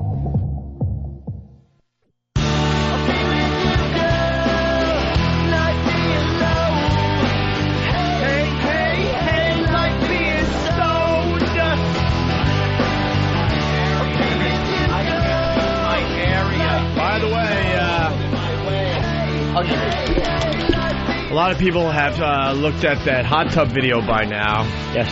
Yep. What do you think? I'm telling you, see? Well, see? I went home. See? I went home and looked, and yesterday we looked at it very closely, but no sound. It's the video on Break.com. It's like the most viewed video on Break.com. Like 4 million views. Basically a chick having explosive diarrhea in a hot tub. In a hot tub, 3 other people in there with her. They jump out horrified. She's there embarrassed. End of video. Right away I'm thinking, bravo, Sierra. There's just too much going on. You don't hold your gut when you have explosive diarrhea. You just don't. That's not what you're holding, because you know you're about to lose it all. So you're not going, not only am I going to like have explosive diarrhea all over the place, I gotta hold my tummy because it's aching. Yeah, but I don't even think that's the biggest part of what makes it fake. Like, she's wearing a sweater in the hot tub. She's wearing a sweater. The acting, the guy that isn't sure if he should leave the hot tub or not, even though the water's completely brown. Hearing the sound made me think it's fake because the acting is really bad. What was the acting? Are you sure? Again, it wasn't a commercial? Oh. Like they're supposed to really be horrified, and it just didn't come off sounding like that. It sounded like bad acting of people being horrified. And yeah, the brown stuff it's pouring out of her her bathing suit. Could be a tube. She's wearing a sweater in a hot tub to cover something up, the way it's tubed maybe. There's a brown bag or something on the side of the hot tub that could have the shit stuff in it. It just, there's too many things that make it look fake. Okay. Well, we got a guy that did his own experiment on the line. John in Massachusetts. John. Hey, guys. Honor and a privilege to talk to you. Thank you, sir. Of course. Okay. Here's the deal. That's how every phone call should start. Yeah, absolutely. I like it. I got a hot tub. Due to a manufacturer's defect on the shell, they were sending me a brand new one. So I wanted to test your theory. I went to Hooters, had a couple pitchers of beer, some raw oysters, and about 24 chicken wings, and squatted over my tub, turned the jets on, and took a dump in it. And it took about 5 minutes for it to turn that brown soupy color. I don't know what to say about this. I'm at a loss. I'm at a loss. First, I had to think about it. I was actually thinking about, like, well, the dispersion of the diarrhea shouldn't take that long. And then I realized what he did. You shit in your fucking hot tub? You're just dumping logs in your hot tub. That's not going to make a mess like this video. You need explosive diarrhea where it comes out as brown water to begin with. No, I had the Bud Muds. You had the mud? I had the Bud Muds. Bud Muds. It was bad.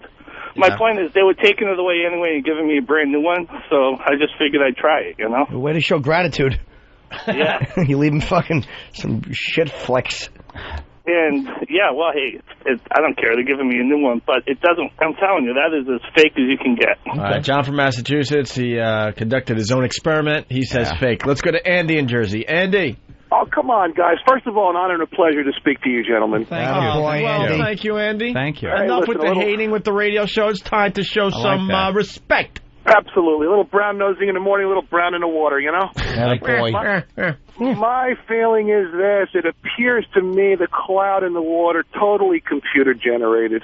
It didn't look CGI to me. It looks like prop. It looks like prop poop. It almost looks like it happens so quickly, like it all of a sudden appears. It doesn't kind of like creep into the water. It's just all of a sudden, blam, it's there like a cloud. Well, because there's so much of it pouring out of the back of her fucking swimsuit, and the water is kind of moving around.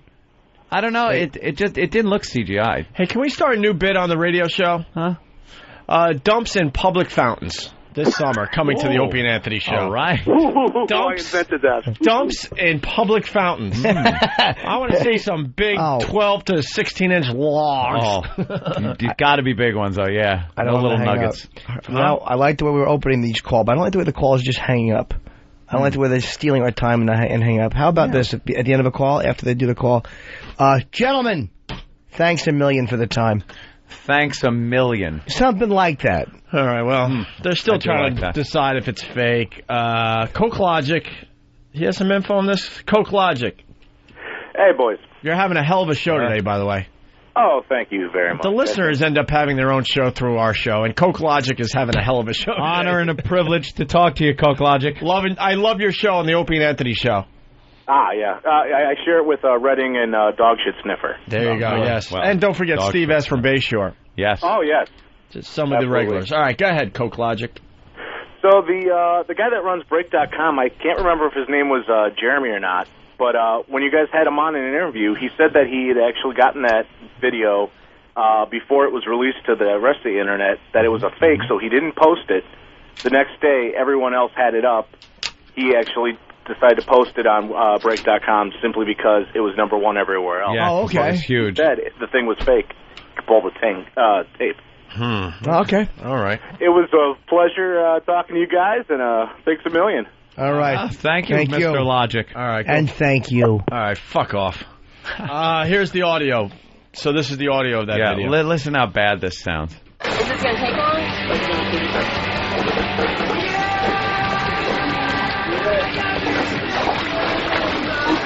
Holy shit! Hey!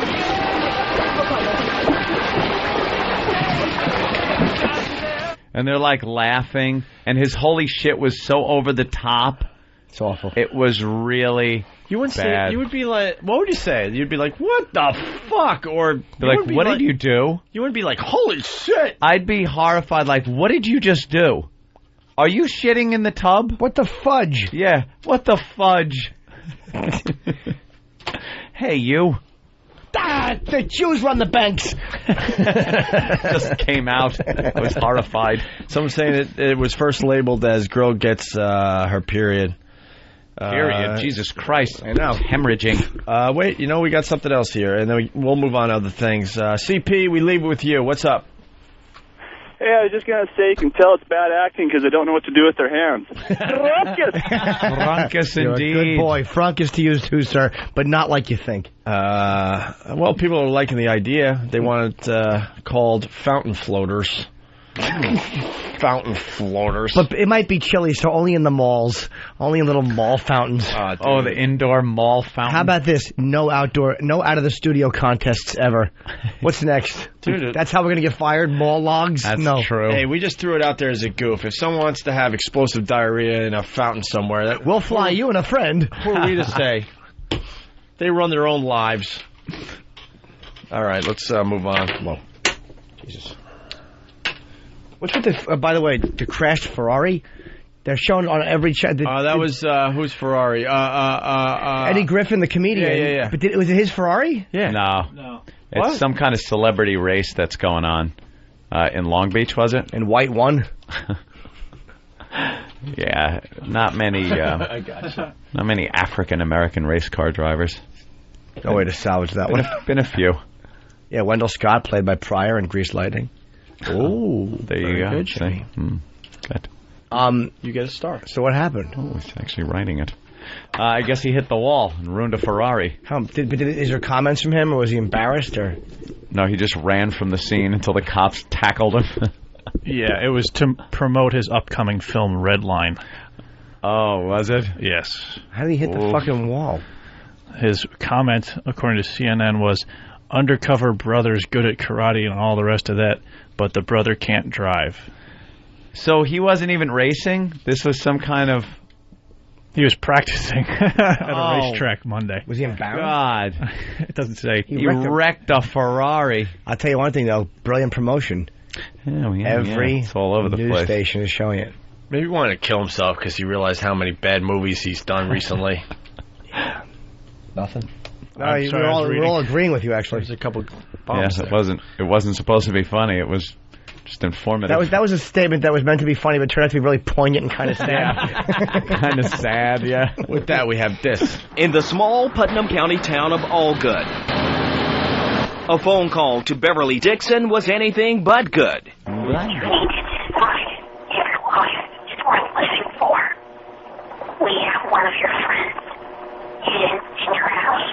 Mrs. Dixon was in a funeral procession when she checked that voice message, and what she heard was much more than she could handle.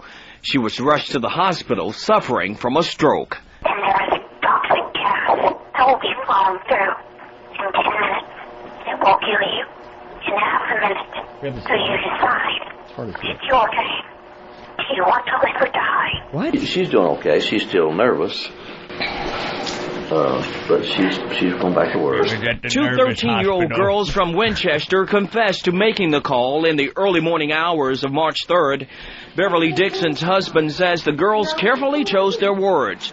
They were quite similar to the rated-R movie Saw. Allgood Police Chief says he hopes this will be a wake-up call to those who are thinking about making harassing phone calls, prank or not. So they made a prank call to an old lady, and she had a stroke? Yeah, she got all freaked out. Oh, look at the fucking beating this guy is giving this old woman in the convenience store. Yeah. Is it the same as we always think it is? Like the other guy beating up the old lady? I think so. Here's the video. Now, what did he do? Crashing. He lost it and hit the wall.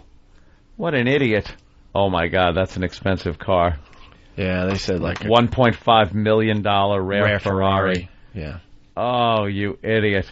I don't think they were looking for $1.5 million worth of advertisement for the movie. Wait a minute. Oh. Was that? But The brother can't drive. Was that a?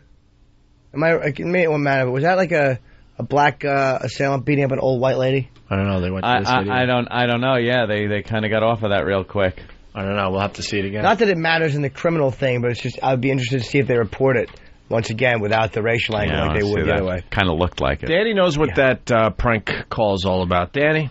Danny. We go to you. It was two 13-year-old girls, and they left a message for this old lady saying that they had kidnapped one of her friends and put them in her house, and they were going to release toxic gas that was going to kill her. Oh, that's great. It was almost word for word from the first Saw movie.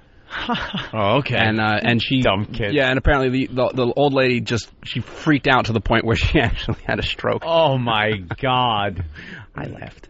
All right, we're getting. Thank you, Danny. We're getting close to the line of the day. Something's going on today. We have a new boss over at Free FM. Our old boss Dan Mason's coming back to run the place. Southern guy, we used to call him back at the NEW days. And the guy that brought us back to regular radio, who's a huge supporter of the show, Joel Hollander, got fired. He's stepping down. I think he's tendering his resignation, as they call it. Or he quit. Yeah. He needs to see us immediately. He wants to see us today. Yeah. Even though he doesn't have the job anymore. So why would we even go over there and humor him with our presence? Because he has been nothing but an angel to us. I want to give you a bill for a dinner we took you to. No kidding. You guys forgot to chip in. Start the speculation, but we are heading over there in about 15 minutes for what we don't know. Maybe he just fires us as a goof because he can. Wouldn't that be something? His last. I think today is his last day officially. I don't know. The last thing he does is boot us out the door. But before we get line of the day done and get out of here, Frank, you got to help us out from Elkins Park, PA. News story from today. Pullman, Washington. We got to find out if this is real. A man was charged with theft and burglary after police said they found 93 pounds of what? Of what? Theft and burglary. 93 pounds of what? Turtle claws. 93 pounds of turtle claws. No. Wait, let me guess. At his home. And they charged with theft and burglary. 93 pounds of what? Headphone cords. Of what? 93 pounds. Of what? Biscuits. Of what, Anthony? 6-year-olds. What do you think? Depends on what country they're from. In Ethiopia, that could be 1,000 people. 93 pounds. Of very exact number. What? I know what it is. Theft and burglary. We got to find out if this story's true. Yes, Jimmy. Buttered pretzel nuggets. Why would you butter them? They're good that way. They're very good. Oh, they stack easier. All right. You could stick them. Do you want the answer? No. 93 pounds of what? That's my beef. Beef? Theft? I take it by your response, it's not beef. Theft and burglary. I know what it is. Theft and burglary. Doilies. 93 pounds of doilies. It's a lot of doilies. It certainly is. Let's play 5 questions. Okay. Jimmy, you got the first one. What was it?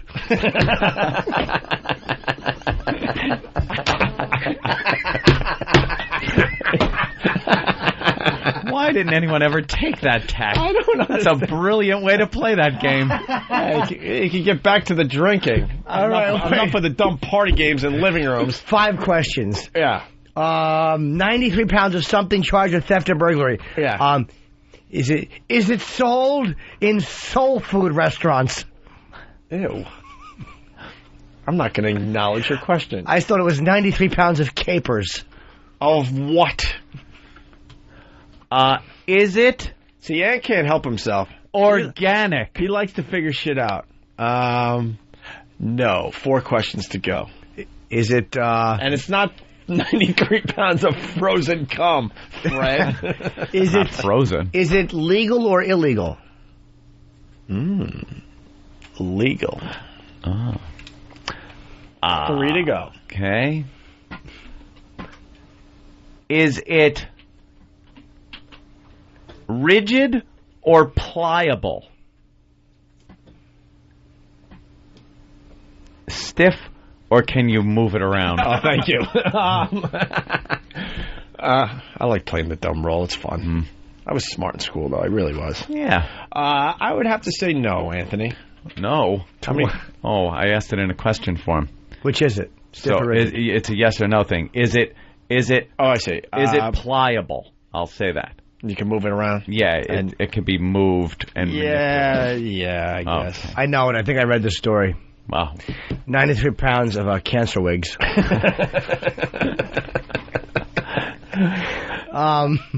Is it edible?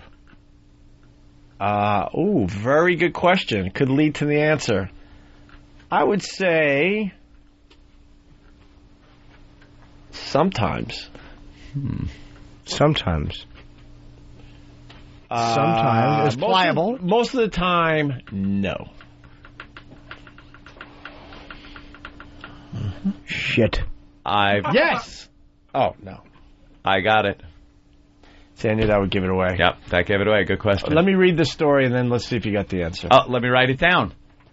Okay, hold on. Give me a pen. Give me a pen, or I'll scream and fire everyone. And then they'll just laugh at you because you don't have that power. I know, but I'll scream at least.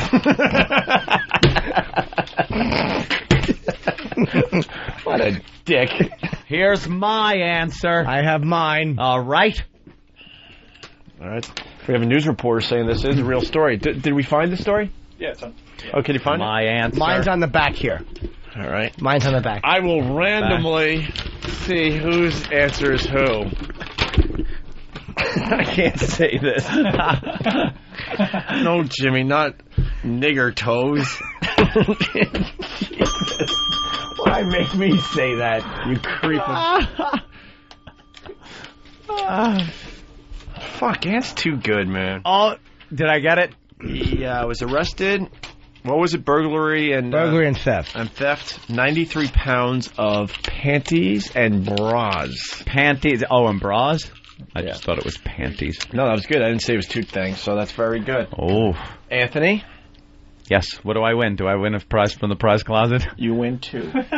Oh. 2 stars. 2 stars. Rule. I got 2 stars. You got 1. Can I have Is this one of those Wow, DVDs? look at this. Hot. Oh, shit. All colors, all sizes, all shapes. You know how they lay out the evidence like they do on drug raids? Guns and drugs, they're doing it with the panties. And there's just like, look at this is all filled with panties. God, they're just giving you a sample. They got pink ones, they got white ones, they got little ones, they got big ones. Are they got black ones. From stores, or are they from women? Well, do we have the actual news story? Yep, right here. They're edible panties. Here we go. Oh. Mm-hmm. They're saying nearly 100 pounds of women's underwear.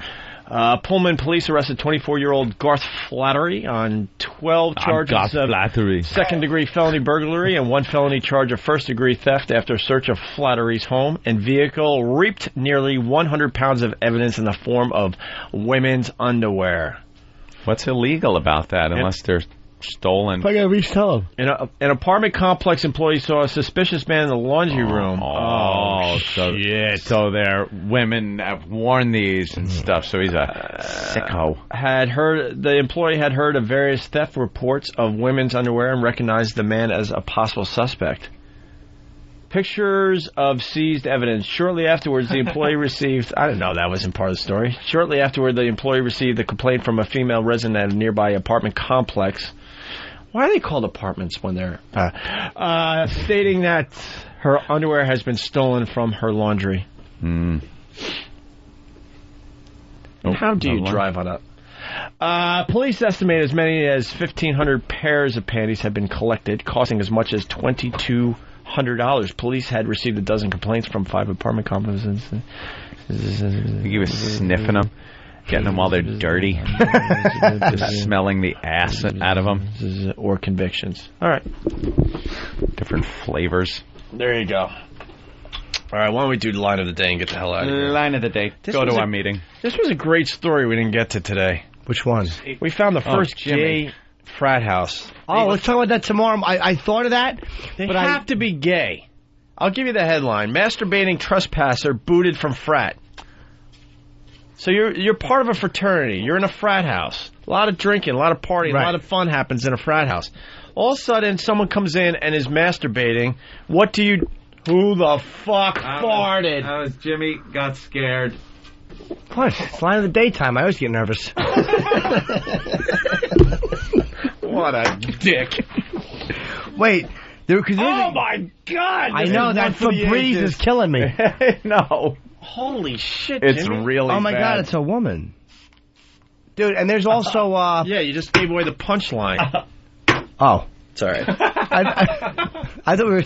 Like we're setting the world on fire with this story. I understand. Well, no. But that's why I'm saying they got to be gay. There's a frat house. A girl comes in.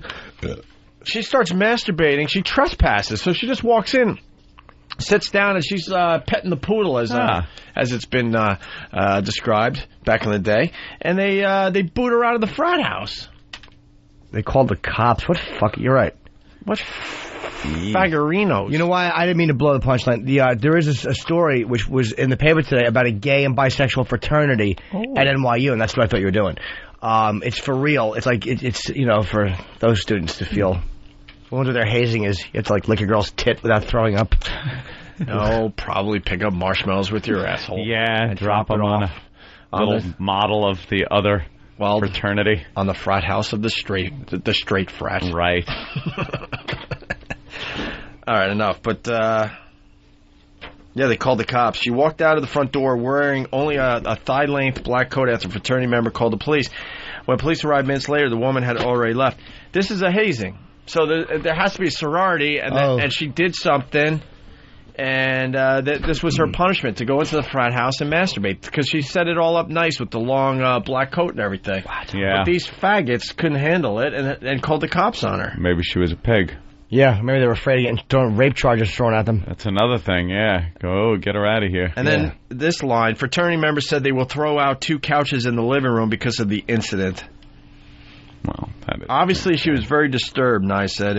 It was not how a normal person would respond to people. That is odd. They're going to throw away the couch.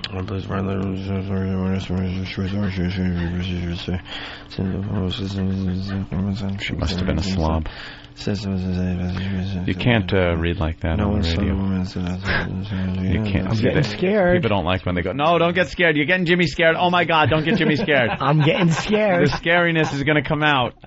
Don't be scared, Jimmy. Courage. It's okay. I need some courage. I was just to see if there was anything else to say. Don't let him build up courage, because courage pushes out the scared. Jimmy, and could you... scared stinks like dead animal.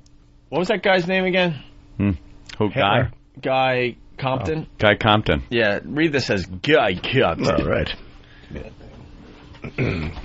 Line of the Day is brought to you by BowDogFight.com. Tune into Ion TV Tuesdays and Saturdays for episodes of Bowdog Fights. For all the mixed martial arts action you could want, Guy Compton says, check out BowDogFight.com, you shitbag. This is the runner-up line of the day. She had some drug called immunoglobulins, I don't know, for longevity. Demerol, potent pain relief. Dalmane, another sleeping aid. And then, like Jimmy said, nicotine gum. And the hot beef injections. So never afraid to crash myself. That should have got something. I wasn't listening because I was too busy reading. Oh, that should have got something. It was man. hacky. Come on. I don't think so. It was a little hacky. I just like man. the nothingness after it. I was too busy trying to concentrate so I could read good. I could read good. I was just commenting the other day on how I don't even mind bombing when I could look over and see the joy on Jimmy's face. Yeah, of course. It's a look that just is utter euphoria on Jimmy's face. Well, it's not often you swing and miss like that, and it's like there's nothing that makes comedians laugh hard. Yeah. To me, it's just a funny thing. Yeah. Obviously, I've been there so many times. There's a look that comes over your face. It's this smile, but there's also your eyes are saying, "All right, you fucking bomb. This is," and you're enjoying it so much that it makes me laugh my ass off. Yeah, it's funny, man. It really is. It's such a thing that people are scared of. It's such a There is something funny about it. About when your friend fucking just goes through the fences and the ball dribbles behind home plate. Listen. Spin around and fall down. Dude, watching fucking Voss bomb on stage for 45 minutes in Connecticut when I was starting it, it's one of my fondest memories. He was trying to be edgy, smoking guy, and he had maybe a 1 for 40 minutes. Oof. Maybe a 1. Oof. But that's a long time ago. He's very funny now. He's great, but it was, you know. Hey, are people buying the tickets for the O&A Traveling Virus Comedy Tour at the Hard Rock Hotel and Casino? I do not know. Las Vegas, April 14th? I should find out and get a ticket count. I don't know. 9 comedians. I think the tickets are going very well. It will sell out. Oh, yeah. But I think we still got a little work to do. It's just, there's expensive tickets. And it's harder for people because in Vegas, because people are like, all right, well, do we go to Vegas? You have to get a hotel room, 2 people. In Vegas is actually a tough place. People buy week of in Vegas. And I think they're already there. I think also we're doing a press conference by the pool, and I'm hoping all the pests show up for the press conference. I hope so, too. Because then at the press conference, we're going to announce the rest of the dates and all your comedians.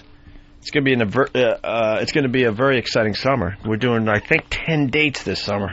Jesus Christ! So, none of them, all of them are in markets that we're not in, which is going to be fun. Yeah, going to be a challenge. We're doing New Mexico. We're doing something in Katy, Texas. We're in Albuquerque. All info on opieanthony.com. We are.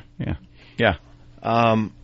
And the regular radio stations, they're doing flyaways, so these tickets are going to start selling because they're going to really start promoting, I think, next week or this week or whatever. Hey, did we get taken off the air in Maine? In Maine? We didn't lose any stations, did we? I don't think so. Okay. I think we were being simulcast on 2 stations, like overlapping. We lost Columbus. Did we? Yeah, that's too bad because back in the day we did pretty good there. Why did we lose them? They went hip-hop or gospel. Oh, they did something weird. And then rumor has it we're going to be live in Chicago. They're moving us around a little bit. But that means we lose a prime time hour. Okay. As far as regular radio goes. That's a rumor. I probably shouldn't have said it. It's a rumor. Well, but I figured I'd cover it up by saying it's a rumor. It's a rumor. I'm smart. They want Chicago Interactive. And when you lose something to a fucking format flip. Yeah. We got to get New Orleans back. And Seattle. I'm going to Seattle. God damn it. Are you? I won't be ignored, Dan. All right, we got to do line of day because we got to meet with the our old boss that got fired. Tell him I said goodbye. He was a nice fella. I'm going to say Jimmy says good riddance. No, I liked him. I liked him. We'll help you pack your box. Here's your hat. What's your hurry? Bodogfight.com. Here's the line of the day. Here comes the line of the day. Line of the day.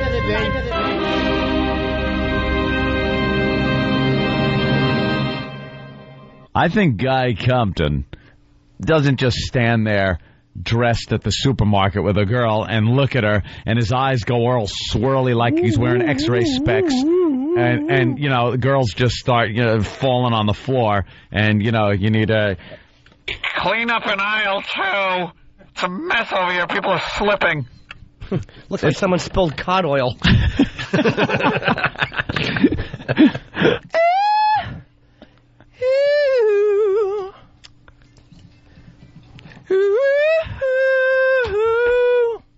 Holy shit, I got a line of the day. Awesome. See you tomorrow. Steve, SOS, I need milk immediately. Coming soon to the Opie and Anthony Show, Milk Diva World Tour. Featuring all your favorite Milk Diva hits. Live in concert. My blood sugar level is dropping as I speak. Featuring the classic, There's a Deli Downstairs. There's a deli right downstairs, is there not? Who the F gets milk from Dwayne Reed? And who could forget the #1 smash hit, I'll Suck Milk Out of a Cow. I'll suck milk out of a cow. I don't care. I just need milk. Plus, special guest, the Milk Divettes. I walk into the studio and he goes, "Where's my milk?" Why are you going to Dwayne Reed for the milk? And for the first time in over a decade, you don't bring me milk anymore. And then I'm noticing there is no milk around, so I'm like, I will pass out. You sound like a madman. I know I'm whining. The Milk Diva. Coming soon to the Opie and Anthony Show. Opie wants milk. He only takes it from CVS or Rite Aid. Who would go to Dwayne Reed for milk knowing how desperate I am right now? You get condoms and maybe some shampoo from Dwayne Reed. You don't get milk from Dwayne Reed.